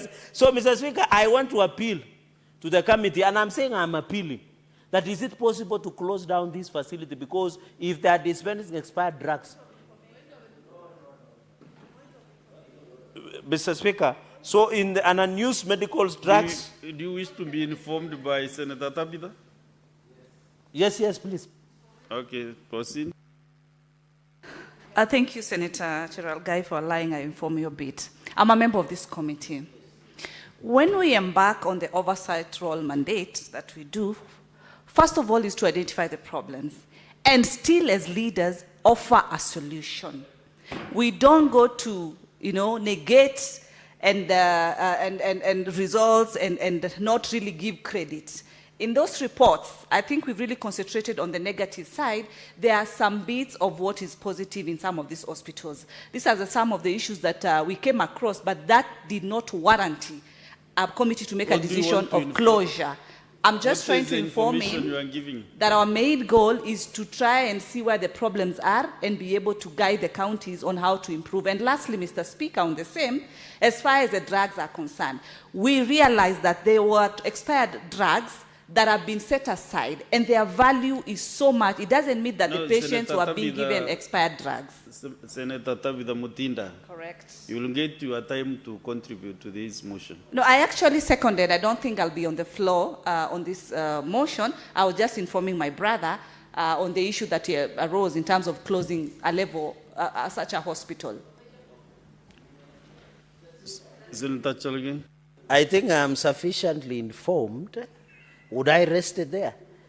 Mr. Speaker, because what I'm saying is very simple. And I love my colleagues. I love them back. and I want to assure them the information they are giving me is useful. Mr. Speaker, then the proposal, because we are looking for solutions, could it be possible at least the committee would have given them 30 days period so that they acquire this license, Mr. Speaker? Yeah. Mr. Speaker, imagine operating, and I know I will quickly, so that is my suggestion. You are right. You know, as a chair also, even if I can't contribute, I must give also some direction. Okay. You know, if a facility has no license, Poisons and Pharmacy Board, yes. If no license, that should not operate. It is illegal. You're operating illegally. Yes. So that facility, the recommendation was maybe within a week to provide. And if you don't have the license to dispense drugs, and then you have expired drugs, are you saving lives or you want to kill people? Proceed. And I agree with the dilemma the committee is, because they want to close an hospital, which is very critical, vis-a-vis that is not operating validly. And I agree with you, Speaker. The only option, I've read the recommendation, Mr. Speaker, in conclusion, is that they need to give us a way out. And I hope Senator Omar, when she will be replying, can give clarity on this matter. I hope she can give. On the issue of deterioration, the kitchen, Mr. Speaker, I don't know whether you can eat from such a kitchen. It's so poor, it's so dirty. From the photos, it's not well lit. I don't know, in that hospital, you get more sicker from eating from such kitchen, Mr. Speaker. Even paint. Do we need to discuss how to paint and clean a kitchen somewhere in Kilifi, Mr. Speaker? It's so unfortunate. Mr. Speaker, finally on the recommendations, I want to thank the committee for the issue of human resource. I think they have classified all those issues, Mr. Speaker. The recommendations are very good, especially on the issue of ambulance. That is why I want to ask the committee, Senator Mutinda, Senator Omar, and all other members of health. I don't know whether Senator Nyaituga is part of the health committee. She's not there. And maybe all of us. Can the committee now, what will happen in these ambulances? Have they put in place mechanisms to ensure that it's functional? Can we be able to track them? Because I have seen they have recommended that. The issue of medical waste, they have said incinerators must be built. Mr. Speaker, the issue of cleaning and making sure that the kitchens are okay must be. The issue of KEMSA, and I want to thank the President when he was in Logo, somewhere in Marsabit, he directed that KEMSA must do what we call last mile distribution of drugs, including in other these areas. The issue of waste management, the issue of human resource. I agree that electronic health records. Mr. Speaker, the issue of Data Protection Act, and I know Senator Mungatana will agree with me, that the committee also should have been very clear on the issue of data protection. You know the privacy and confidentiality of patients, and Senator Umtata has ever dealt with the issue of litigation of data protection laws.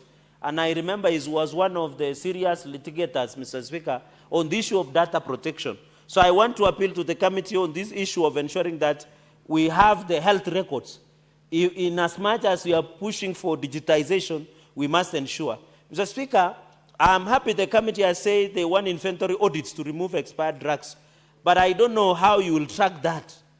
Because Senator Mutinda has informed the House that they were there is expired drugs. But I don't know what became of it. We need to know whether those drugs were being destroyed. Because we know in this country, people like shortcuts in this country, Mr. Speaker. You could go back and find that the expired drugs might be part in the system. So how do we ensure enforcement? And I want to call upon the agencies that come out, Mr. Speaker, so that they can ensure whenever the drugs are expired. You had the MP of Masab making serious accusations against Nairobi Hospital that he was being given drugs, that he was getting worse, but when he flew outside the country, he was not able, he was given drugs that were better. It was on record in the National Assembly, Mr. Speaker. So not all of Kenyans can fly outside Kenya. Even some of them cannot even drive to Arusha, Tanzania or Uganda, or even drive to Meru from Nandi. So how do we ensure, Mr. Speaker, that we ensure access to the issue that, and it is thanks to the Parliamentary Service Commission that he was able to get better medication. But is it possible all of us Kenyans, the ordinary Kenyans, from Mulat somewhere in Bomet can be able to fly outside the country. German, Mr. Speaker. So, Mr. Speaker, with those many remarks, I support this committee report and thank Senator Sheikh Omar, the Vice Chairperson, and Mandago-led committee for the good job that they are doing. We want to see them next in Tana River, in Bomet, in Nandi, in Busia. Busia, we were there, and Busia is a crime scene. Mr. Speaker, with those many remarks, I beg to support. Senator Esther Kenyuri.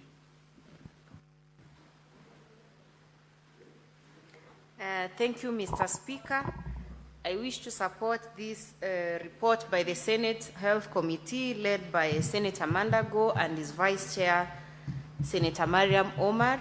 The committee continues to do quite a lot of work which puts the Senate in picture.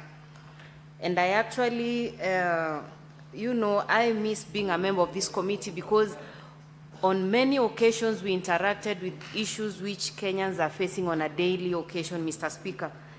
Mr. Speaker, the observations paint a very sad picture. And this is happening across counties, Mr. Speaker. We talked about Laikipia yesterday and Meru. Today we are talking about Kilifi. The situation seems to be worsening, Mr. Speaker. When you actually even look at the pictorials that have been shared by the report, it's a really sad situation, Mr. Speaker. Mr. Speaker, what is even more sad, in Kilifi Teaching and Referral Hospital, where there are 7 ambulances, 5 of them are grounded, Mr. Speaker. Only 2 are operating. So I'm really wondering how emergency cases are being handled if we have 5 ambulances grounded and they are being vandalized with the essential parts not there, Mr. Speaker. I think the county government of Kilifi needs to get more serious. If you cannot prioritize the health of your own people, where do your priorities lie, Mr. Speaker? Because most of the pictorials here are painting a very sad scenario, Mr. Speaker. You can actually see a mobile clinic which is actually lying there, and they're using it for storing expired drugs, Mr. Speaker. Ordinarily, this mobile clinic would be offering services in rural areas within Kilifi, but it's now grounded and being used as a storage facility for expired drugs. We have talked about the issue of expired drugs. Expired drugs are a threat to the environment and the people themselves. KEMSA, this is one of the issues KEMSA needs to crack the whip on. Apart from dispensing drugs to facilities, KEMSA needs to also come out and really see if the drugs they are giving to facilities are in use or what is actually happening. Though in Kilifi I'm not seeing the issue of disposal, but the issue of having expired drugs is recurring, just as we saw in Laikipia and Meru, Mr. Speaker. Mr. Speaker, when you actually come to the observation of maternity wards being overcrowded, this is in most facilities. Mr. Speaker, mothers who are bringing to life children should not be overcrowded, because out of overcrowding, Mr. Speaker, I have had experiences anytime I visit those facilities of medical practitioners telling me we have most cases of even children who are getting disabilities out of this. So this is an issue we need to look at keenly, so that mothers who are bringing to life children need to be given good attention, so that they are also happy to bring such children to life, Mr. Speaker. But when you put them to share beds, I'm even wondering if they even get room to even shower, Mr. Speaker. So the county government of Kilifi needs to prioritize such matters which are very critical, so that we are not prioritizing politics over health, because if we succeed politically, who are you going to govern, Mr. Speaker, if your voters are sick and cannot even wake up, go vote for you, Mr. Speaker? Mr. Speaker, I see the other issue of lack of promotions, which is making the staff demoralized. This we discussed about the County Public Service Board looking at coming up with a modality of, promoting staff who have worked for a very long time and have not gotten promotion so that you can motivate them. But aside from staff motivation, I think as medical practitioners, your first priority is attending to the patient. So the motivation should be attending to the patient more than the promotion you are looking at, so that we don't have a scenario where if the staff are demoralized, they are going to watch a patient die and not take any action, Mr. Speaker. So generally, the observations of the committee mirror what is happening across many county governments, and I wish as a leadership and as county governments, we need to prioritize health in general, because we can actually not enjoy with a sick nation, Mr. Speaker. So I want to commend this committee for consistently painting the picture as it is and giving recommendations which county governments, I think, are not taking seriously. So this committee needs to actually come back and actually follow up on whether the recommendations which have been made here are being implemented in the different counties, so that we make progress, Mr. Speaker. Otherwise, I generally support this report by the Health Committee and wish to encourage them to make visits to many other counties. And the Senate need to give this committee support, because whatever they are actually presenting here is very important, and it's among the very hard-working committees we have in the Senate. I thank you, Mr. Speaker. Senator Mgatana, Danson. Thank you, Mr. Speaker. May I start this contribution by acknowledging the good work of the committee. I also want to thank the Honorable Mariam Sheikh, the Vice Chair, for ably moving this report, and it was seconded by the Honorable Tabitha Mutinda. Mr. Speaker, I wanted to first of all start by saying Kilifi Referral Hospital has been a lifeline to Tana River County residents for a long time, because of the failures of Tana River County health management systems, the failures at Hola Referral Hospital. Many people are referred from our referral hospital to Kilifi General Hospital.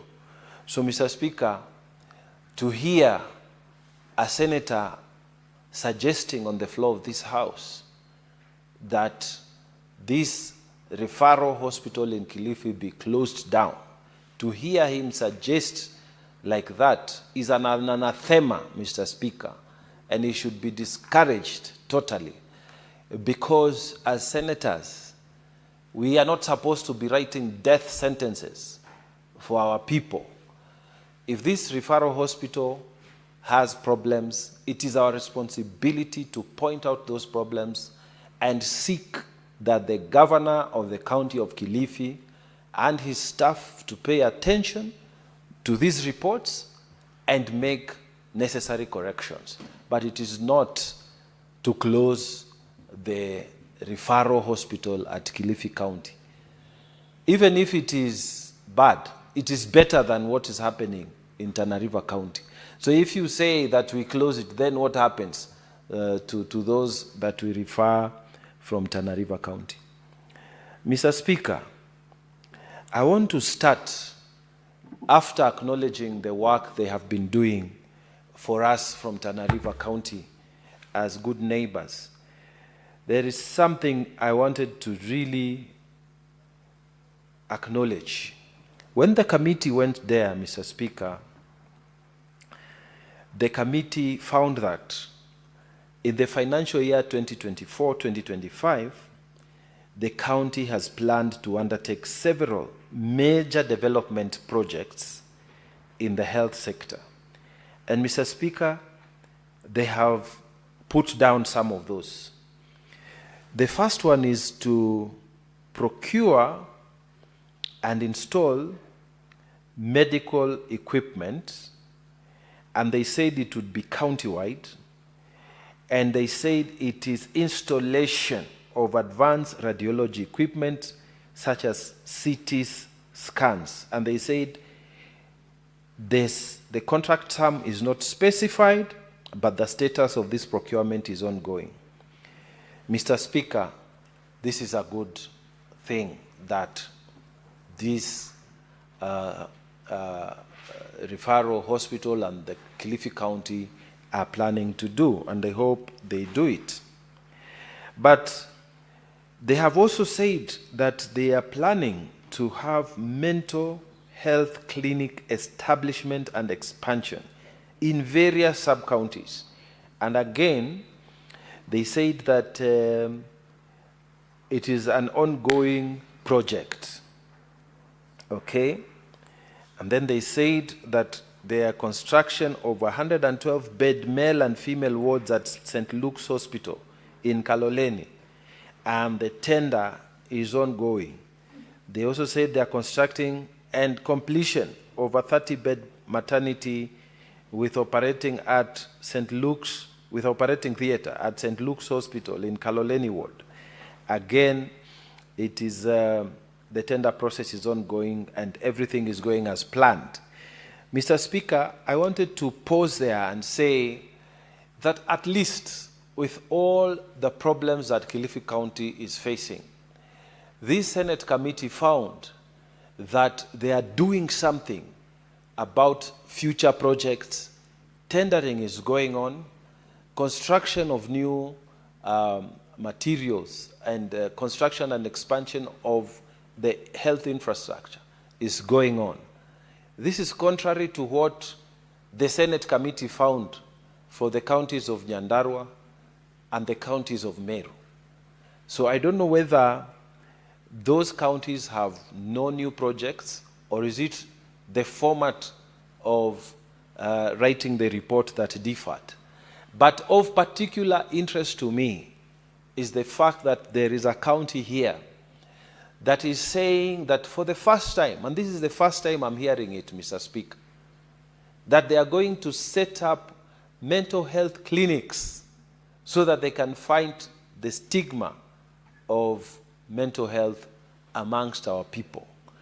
And Mr. Speaker, it's a very huge step forward, because a lot of these places, Mr. Speaker, mental health has been associated with I don't know how to say it, but uganga and uchawi. This is, how do you say it? That people have been, I don't know, what's the word there? But in English, these people have been exposed to mashetanis. I don't know how to put it, but they have been exposed, witchcraft, that's the word. They've been exposed to witchcraft, and then they are left suffering, Mr. Speaker.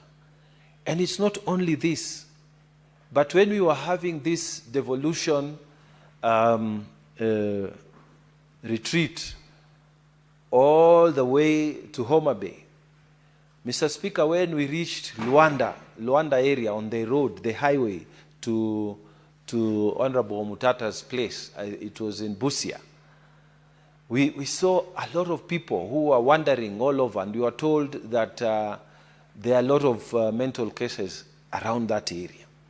But we have not heard that county government saying that they have a plan for expansion of mental health clinic. But this particular one has said that they have this plan to expand mental clinic in various places. Mr. Speaker, I commend them, and I hope that they will actually do it. They will do so in various sub-counties. And Mr. Speaker, they say this plan is ongoing. And they say that this plan is supposed to be completed within this financial year.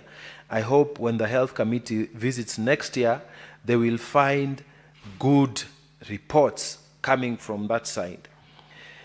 Mr. Speaker, having given them that good report or commended the efforts the Kilifi County government is doing, we need also to point out some of the things that this report, the Senate Health Committee, found. There are supply chain and pharmaceutical management issues, Mr. Speaker.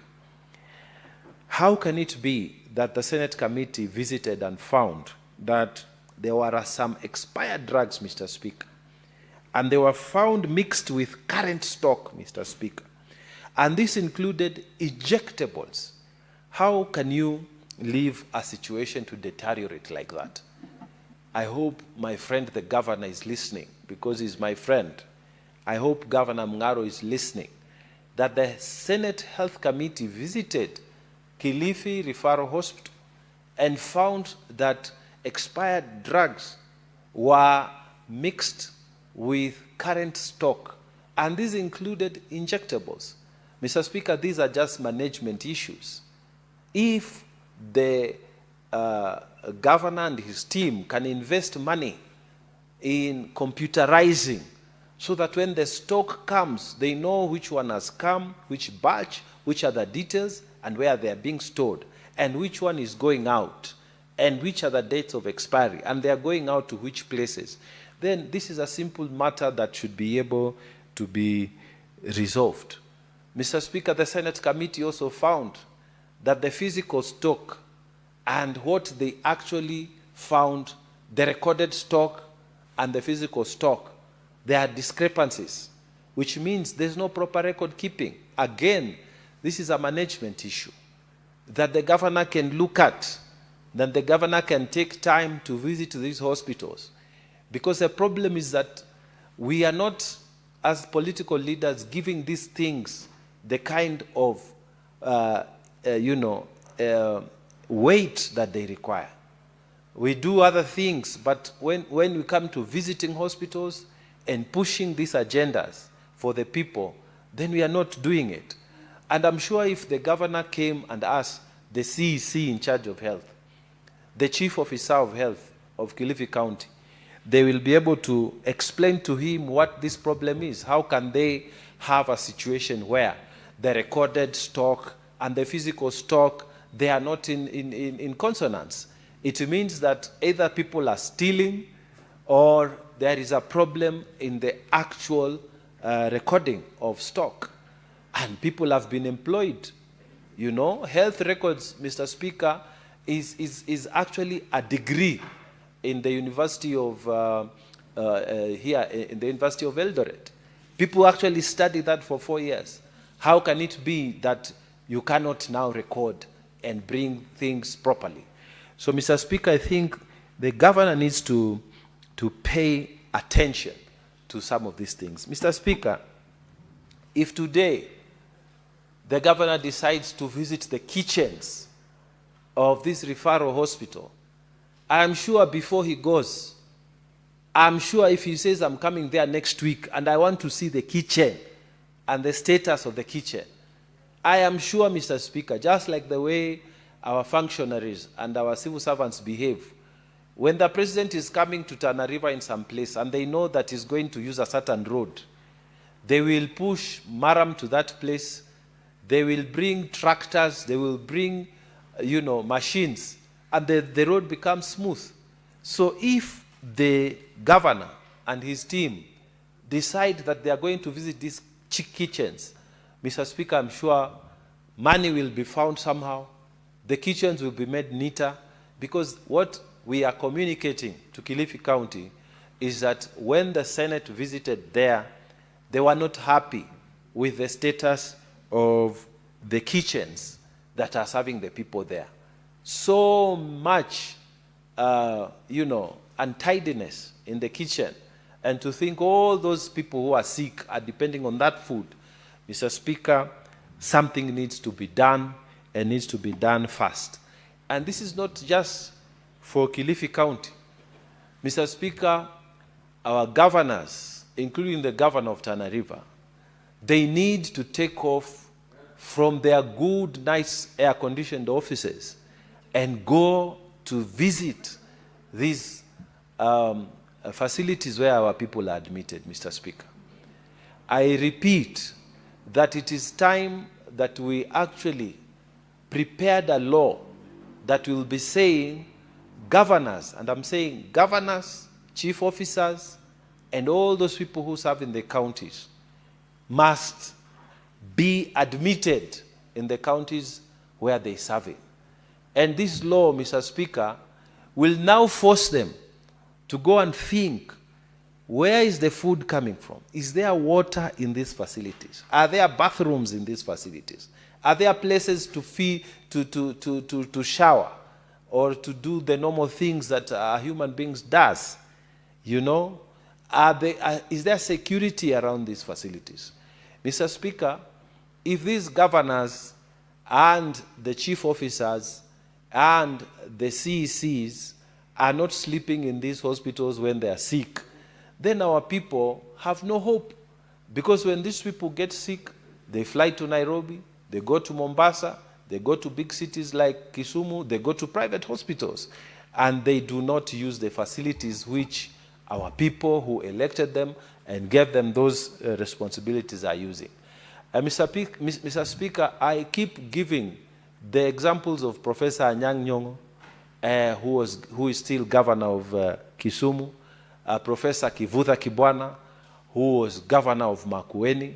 Mr. Speaker, these were gentlemen who went into the public facilities and spent their nights there, seeking treatment. So you can imagine if the governor is going to be admitted in this hospital, what kind of a standard that hospital would be. So, Mr. Speaker, I want to agree with this report and say that I fully support this report. Something needs to be done about the morale of the workers. So many pending promotions, so many pending reassignments, so much staff reduction.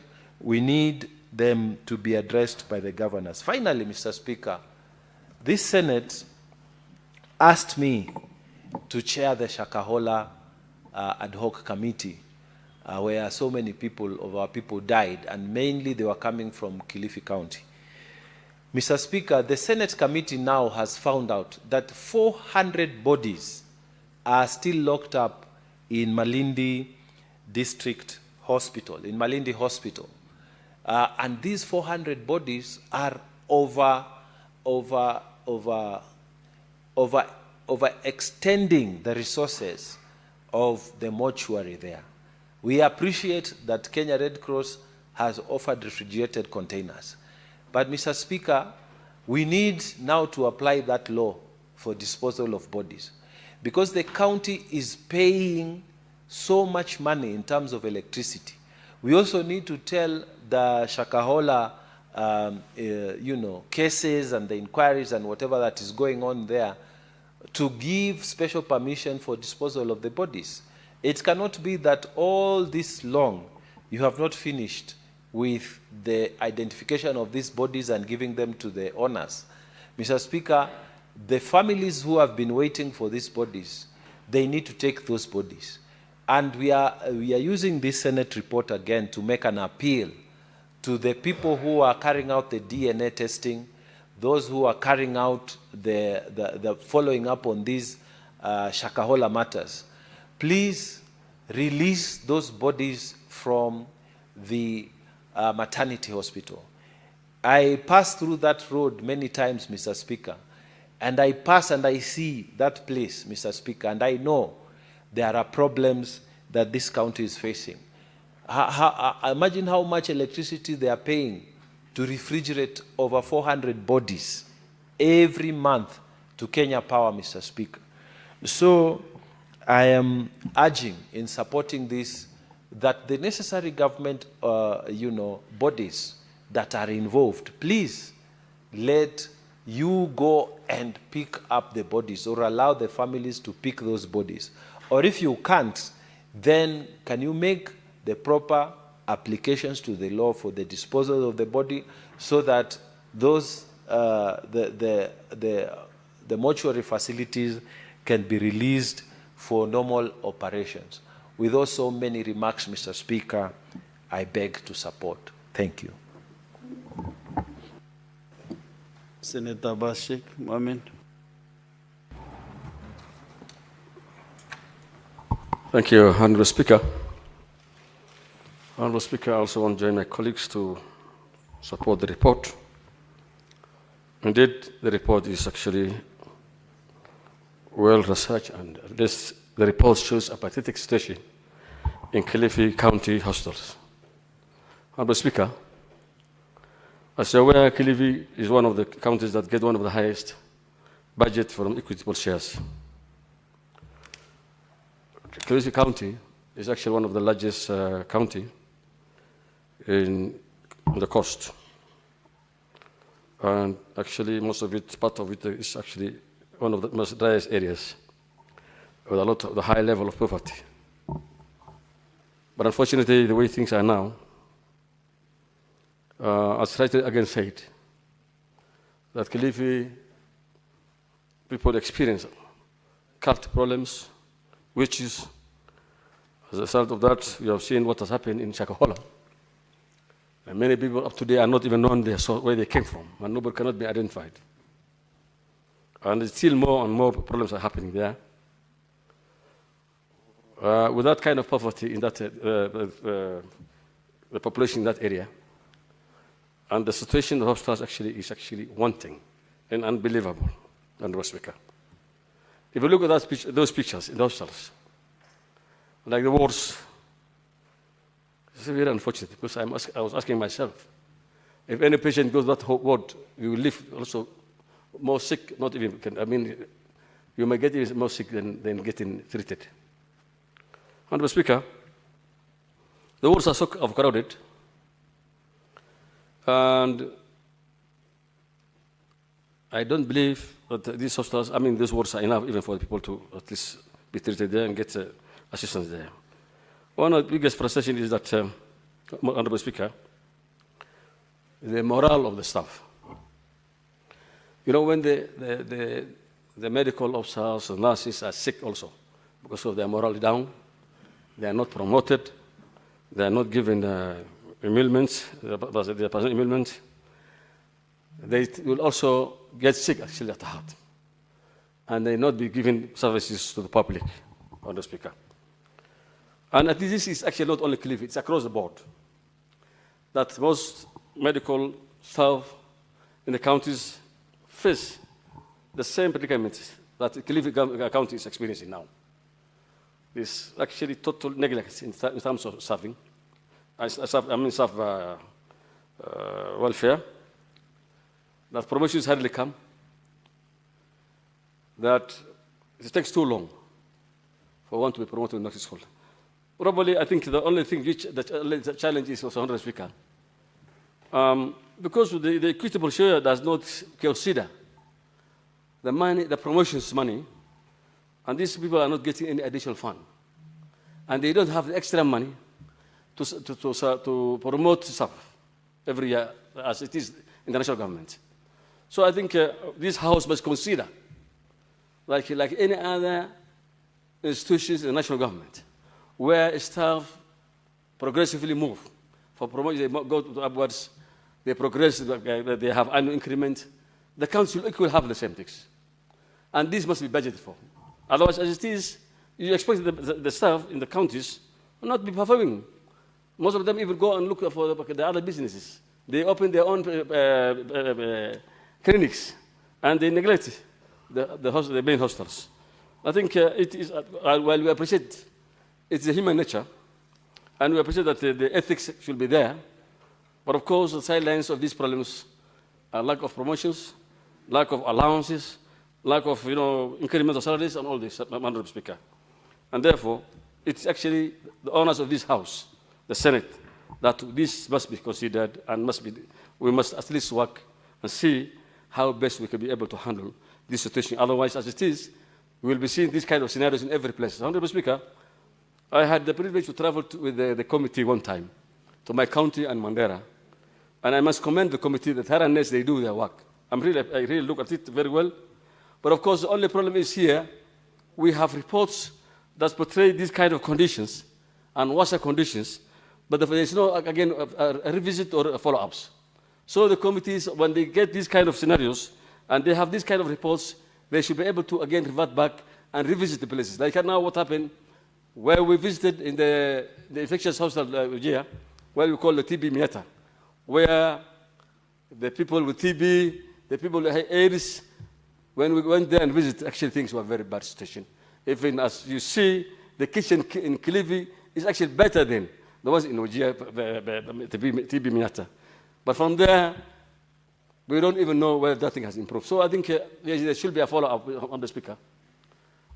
Okay, the Honourable Speaker, there should be a follow-up on revisit to those places. Honourable Speaker, one other thing is that we are being told there are 400 bodies lying in those mortuaries. I think by this time, we should have had an alternative place to take those bodies.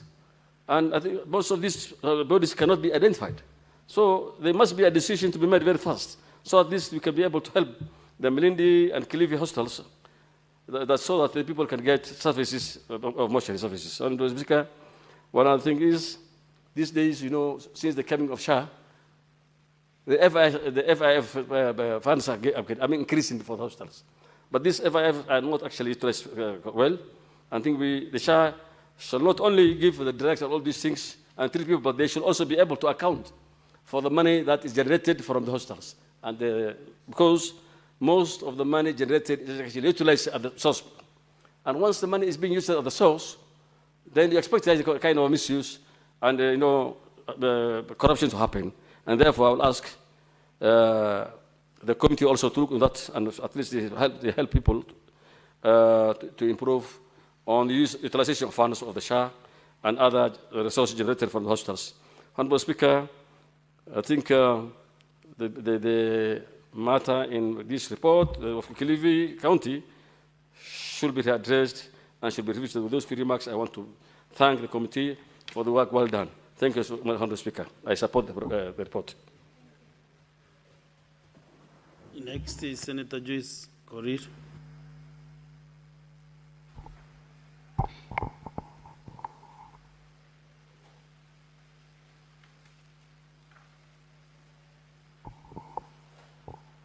Yeah, thank you, Honourable Speaker, for also giving me this opportunity to congratulate the Committee on Health, led by very able Vice Chair, Honourable Mariam. Honourable Speaker, I want to thank the committee for finding time to move to the ground and really ascertain what is happening within our hospitals, Honourable Speaker. Honourable Speaker, I think we have a common problem across the country in terms of health issues, Honourable Speaker. By so saying, Honourable Speaker, is that when you look at the budget of every county, you find, Honourable Speaker, the recurrent surpasses the development budget, Honourable Speaker. Honourable Speaker, this is a challenge that is affecting us as a House of Representation. Remember, Honourable Speaker, this House struggles so much to make sure that they send enough resources to these counties. The biggest challenge that we're having is once we've sent the monies, the budget they have, that the counties normally presents gives us recurrent expenditure being higher than the development. And even if the same amount that they have allocated to development, Honourable Speaker, when you go through this report, you can barely see the developments that have been done by these counties. Honourable Speaker, I saw in the report where the committee was given a report of procurement and installation of medical equipment. That is the radiology equipment and CTC scanners. And the county cannot tell the amount of money that has been budgeted for the same. Not only that, Honorable Speaker, there is the issue of the mental health clinic established an expansion. Remember, Honorable Speaker, every county does an itemized budget. Within the itemized budget, they always give the proposed amount that they are supposed to spend in every item. Funny enough, within this report, they are telling us that it cannot be specified, but it's ongoing. What does it tell this House, Honorable Speaker? I would not want to labor much and get into the details of the honorable colleagues who have spoken before me. But I want to say, Honorable Speaker, it's high time that we also have a look at ways and means of making sure, Honorable Speaker, these counties are put to work. I've heard Honorable Mungatana talking about some of these hospitals being able to treat the governors and even us as leaders.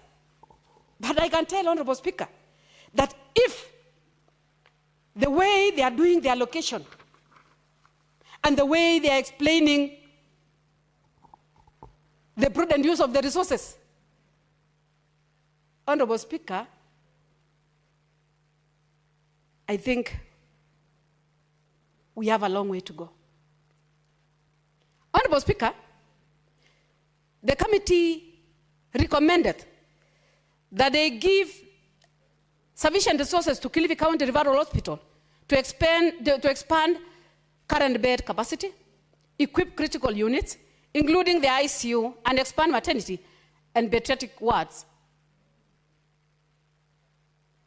I would also want to urge the CS Health, Honorable Duale, whom I know is up to the task, Honorable Speaker, that we need to look at these referral hospitals and find a better way, because I know as much as we are talking about the resources that are going to the county governments, they may not be sufficient to handle a number of issues. Bearing in mind, Honorable Speaker, within the same report, they are giving us a report where you are expecting a county government to be in possession of 400 bodies from Shakaula. What are we trying to tell the Kenyans? If you expect a county government mortuary to store 400 bodies, remember, Honorable Speaker, this issue has never been concluded. Even as we speak, there are new bodies that are being found on site. These are some of the issues that I want to believe should be taken completely by the national government, because this is a disaster and we cannot leave it to the county government. Honorable Speaker, despite the fact that we are putting the county government to toss, there are some things that we need to look at as the national government. And I will challenge the CS that it needs to step up and make sure that the 400 bodies and plus, because this is something that is happening day in, day out, should be addressed accordingly, Honorable Speaker. I don't want to say much, Honorable Speaker, because honorable colleagues have talked. The recommendation by the committee in terms of motivation to the nurses and doctors that we have within the county government is another challenge. Kilifi County has a big problem in terms of motivating the nurses. And not only Kilifi, I can say all the 47 counties. Because every now and then, you find our nurses going through the streets, asking for payment, asking for promotions, and we are expecting the same nurses and doctors to give services to wananchi. Honorable Speaker, it should be a wake-up call to this House that we need to look at critically the best way we can put these counties to toes in terms of offering their services, Honorable Speaker.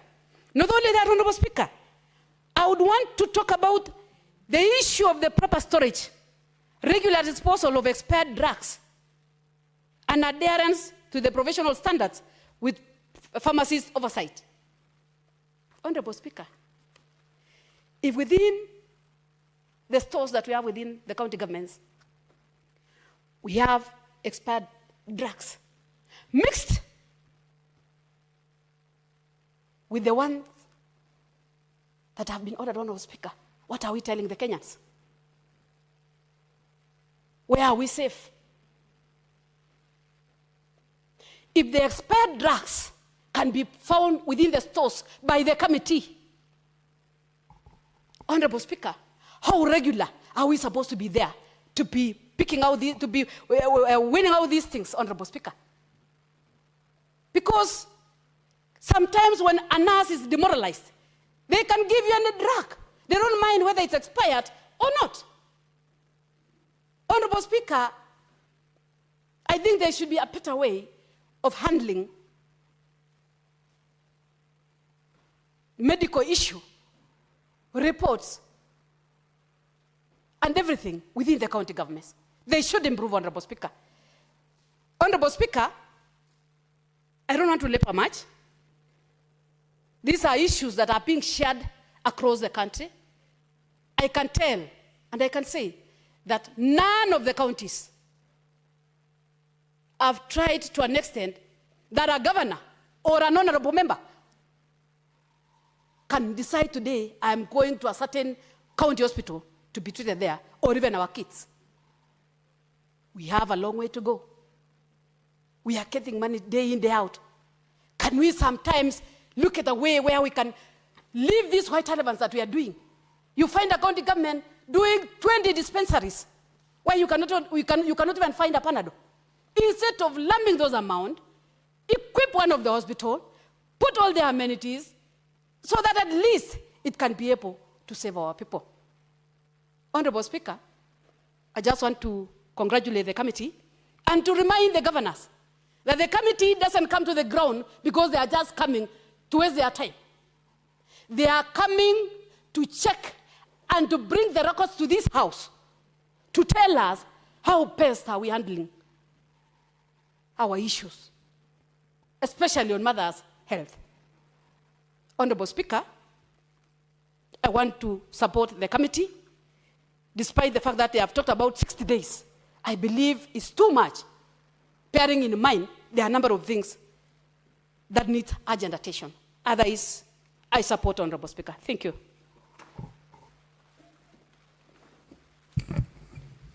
Senator Margaret Kamal, what is your point of on intervention?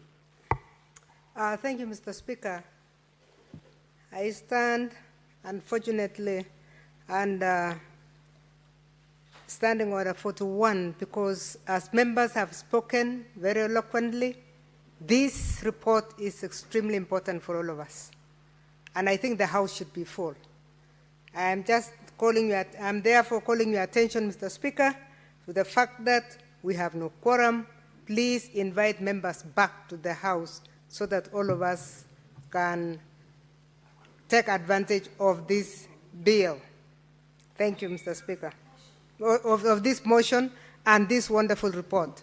Mr. Speaker, sir. Let me confirm whether we have a quorum. Mr. Speaker, we don't have a quorum. You can ring the bell. Yes, Sergeant Adams, ring the quorum bell for 10 minutes.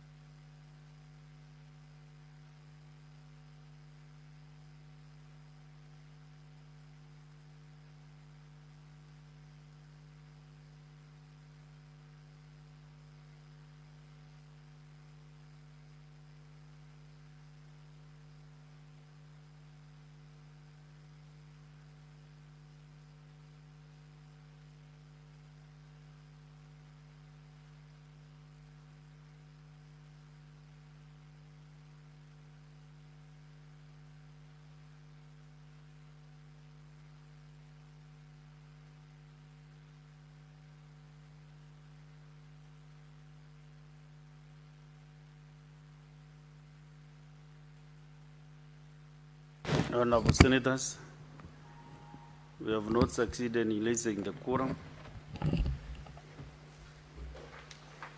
Honorable Senators, having failed to attain quorum at the expiry of the 10 minutes, the Senate stands adjourned pursuant to Standing Order 41 2A until Tuesday, 2nd December 2025 at 2:30 p.m.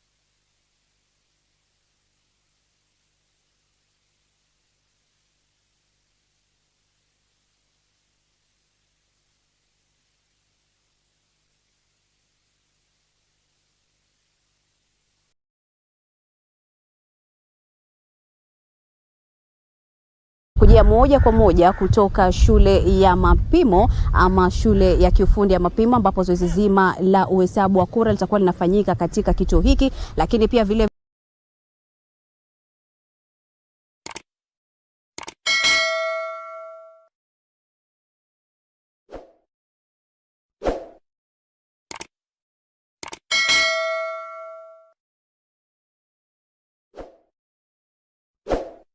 upigaji kura, yepi ambaye ameshuhudia, kuna pengine changamoto yote ambayo ameweza kukumbana nayo, na ana wito gani kwa wakazi, kwa sababu inasemekana kwamba idadi ya wakazi ambao walikuwa wanatarajiwa kujitokeza kupiga kura haikuwa nzuri vile. Karibu sana, tafadhali utajitambulisha jina lako alafu tuambie ni yepi ambayo umeshuhudia siku ya leo. Karibu. Yes, asante sana. Kwa majina naitwa Cecil Mila, katibu mkuu wa chama cha Roots Party of Kenya. Leo tuko Magarini by election na nimekuja Constituency Tallying Center hapa kufanya observation ya kura, na tulikuwa na candidate wetu anaitwa Karisa Hamadi Chadi ambaye ameweza kupiga kura yake kule Markebuni Primary School. Nimeweza kutembea pia vituo kadhaa vya kupiga kura, nimeenda Garashi, nikaingia Marafa kidogo, na one observation nimeona ni kwamba voter turnout iko very low.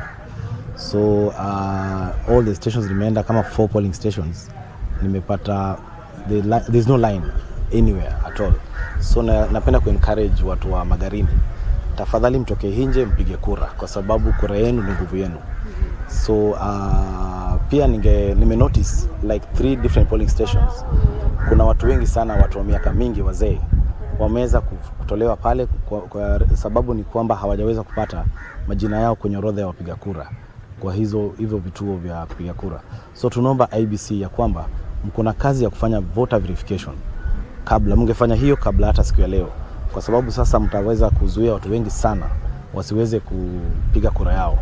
Na limeongea na mmoja pale mzee yosema kwamba hana fare kwenda another polling station yenye iko based almost kilomita kama 20 kutoka hapa. So tunaomba sana IBC wafanye voter verification. Leo wamekosea, lakini kura ya 2027 waweze kujiandaa vilivyo na waweze kufanya verification ndio watu waweze kujitokelezea venye nafaa. Yema kabisa. Asante sana na tunawatakia kila laheri katika chama chenu. Naam, acha tu nikupeleke mojawapo ya vituo vya upigaji kura katika kituo hiki cha mafunzo cha Mapimo hapa eneo bunge la Magarini, kaunti ya Kilifi. Na kama nilivyokuambia hapo awali ni kwamba kuna vituo vya kupiga kura 6 katika chuo hiki cha kiufundi, na kila mpangilio wa line ama zile streams ambazo zilikuwa zinafaa ziwe stream 6, kulikuwa kunatarajiwa kuwa na wapigaji kura 653, lakini kulingana na vile tulivyoambiwa na wasimamizi wa kura hizi ama wasimamizi wa uchaguzi huu ni kwamba idadi ya wapigaji kura bado iko chini, na kama unavyoona kila mpigaji kura anapoingia basi kuna hapa atakuja patane na karani huyu ambaye ataweza kuangalia taarifa za kwake kama zinaambatana na zile taarifa ambazo zimeweza kunakiliwa na tume hii na tume hii ya IEBC. Alafu vile vile pia bado atakuja angalie hapa machukue karatasi ya kupigia kura, aweze kujiangalilia yule kiongozi ambaye angependa kuweza kumpigia kura. Lakini changamoto kubwa imetokea pale kwenye kile kifaa cha kuweza kukagua za kuweza kukagua taarifa za yule mpigaji kura, na kwamba wengi walikuwa wanalalamika kwamba matokeo yao ama majina yao haya masura zao haziambatani na yale ama ule usajili ambao umeweza kufanywa. Na baada ya mpigaji kura kuchukua karatasi ya kupiga kura, basi atakuja hadi hapa mahali hapa ambapo kumewekwa kalamu hii, ambapo ataweza kuweka tu ile alama ya tiki ya yule mpigaji kura ambaye ama yule mgombea ambaye angetaka kumpigia kura siku ya leo, ambaye atakuwa mwakilishi wake. Na baada ya hapo karatasi hiyo ya upigaji kura atakuja aiweke katika boksi hili ambalo linaekwa ama linakusanya karatasi zote za kupiga kura. Na baada ya hapo basi, mtazamaji, mpigaji kura pia atapata fursa kuja hapa kwa huyu mwanadada ambaye atamweka alama ya kidole kuonyesha tu kwamba yeye amepiga kura. Kama unavyoona, hawa tu ni baadhi tu ya mpiga kura ambaye amejitokeza pale. Kama unavyoona, wengi changamoto yao kubwa ilikuwa hiyo ya vidole, alama za vidole zilikuwa haziambatani, lakini kama ulivyoona huyo yake imeenda vizuri. Hivyo basi akitoka pale baada ya kukaguliwa stakabadhi zake zote kuona tu kama zinaambatana na zile za usajili wa IEBC kama unavyoona, basi anaenda pale, anaenda kupewa karatasi ya kupiga kura. Na baada ya hapo basi ataenda pale kwenye kiboksi pale kando, manake ni siri yake, hakuna mtu yote anafaa kuona, hakuna mtu yote anafaa kujua kama ni mgombea yupi ambaye anaenda kumpigia kura. Kinyang'anyiro hiki kimeweza kuvutia wagombeaji takriban 10 wa vyama tofauti tofauti. Kuna wagombeaji wa chama cha ODM, kuna wagombeaji wa chama cha DCP, chama cha ANC, chama cha Roots Party, chama cha FPK na vinginevyo. Na hivyo basi katika eneo bunge hili la Magarini, kama ulivyosikia tu kwa yule katibu mkuu wa chama cha Roots Party, ni kwamba wapigaji kura hawajaweza kujitokeza vilivyo kama walivyotarajia, kwa sababu eneo bunge hili lilikuwa na wapigaji kura ama waliosajiliwa kupiga kura ilikuwa wakazi 80,126. Na pia mtazamaji, kama unavyoona, unaweza kuwa unajiuliza kwa nini huyu mpigaji kura ameweza kukwama pale, lakini anapewa ruhusa ama anapewa muda na kuna fursa ya kuweza kuonyeshwa ama kusaidiwa endapo anataka kusaidiwa kuelewa tu zile karatasi zinasema nini. Endapo pengine hajaweza kusoma vizuri, basi anapata fursa hiyo na anaelekezwa pale vizuri na wasimamizi wasimamizi wa uchaguzi huu katika kituo hiki. Naam, ni hayo tu, pengine ni kuonyesha tu hapa nje, kwa sababu ukiangalia katika hivi vituo 6 ambavyo viko hapa, mtazamaji, ni kwamba idadi ya wakazi sio wengi. Sasa hivi ni mkazi tu mmoja ambaye anaingia. Kama mpigaji picha wangu anaweza kuonyesha, lango kuu liko huko ambako kule kuna mama ambaye anatembea kuelekea huko kwenye lango kuu. Hivyo basi watu ukiangalia ni mmoja kwa umbali, unaona tu mama mmoja anaingia na kuja napiga kura. Baada ya hapo wasimamizi wa kupiga kura ama wale makarani wanakaa muda mrefu bila mpigaji kura mwingine kujitokeza. Sasa hivyo basi ombi kubwa kwa wakazi ama wale wapigaji kura waliojisajili ni kwamba waweze kujitokeza kuweza kupiga kura zao hapa katika eneo bunge hili la Magarini, ili kuweza kupata tu kiongozi wao, kwa sababu tunajua kwamba ama tunafahamu kwamba eneo hili limebaki bila kiongozi kwa zaidi ya takriban miaka 2 baada ya zile kura kutupiliwa mbali ama matokeo ya kura ya uchaguzi mwaka 2022 ya eneo bunge hili kuweza kutupwa mbali kwa sababu tu ya changamoto ambazo zilibuka wakati huo, ikiwepo madai ya udanganyifu katika wizi huo katika uchaguzi huo. Lakini kulingana na msimamizi mkuu wa uchaguzi huu Bwana Mofondo, ambaye amesema tutakuwa naye mwendo wa saa 7 mchana ili kuweza kujibu tu baadhi ya yale malalamisho ama baadhi ya zile changamoto ambazo zimeshuhudiwa hapa. Kama yule katibu alivyosema, ni kwamba baadhi ya wazee wameambiwa kwamba wameweza kurudishwa kwenda kupiga kura katika vituo tofauti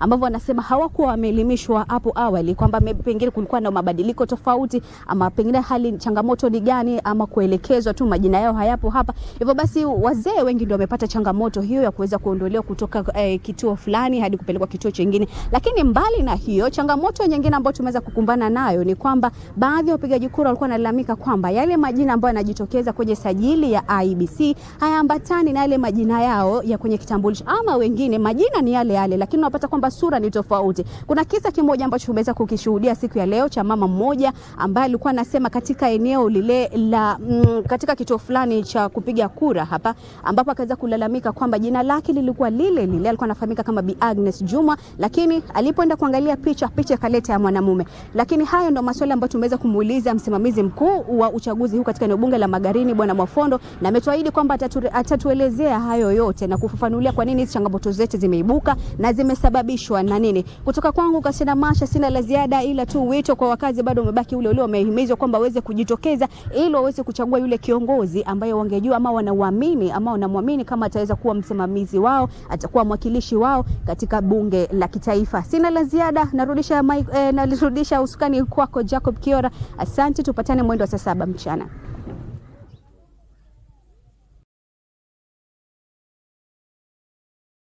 The voting exercise here in Magarini constituencies has already commenced. It commenced as early as 6 a.m. in this area. Residents really turned up and showed up just to exercise their democratic right. And we are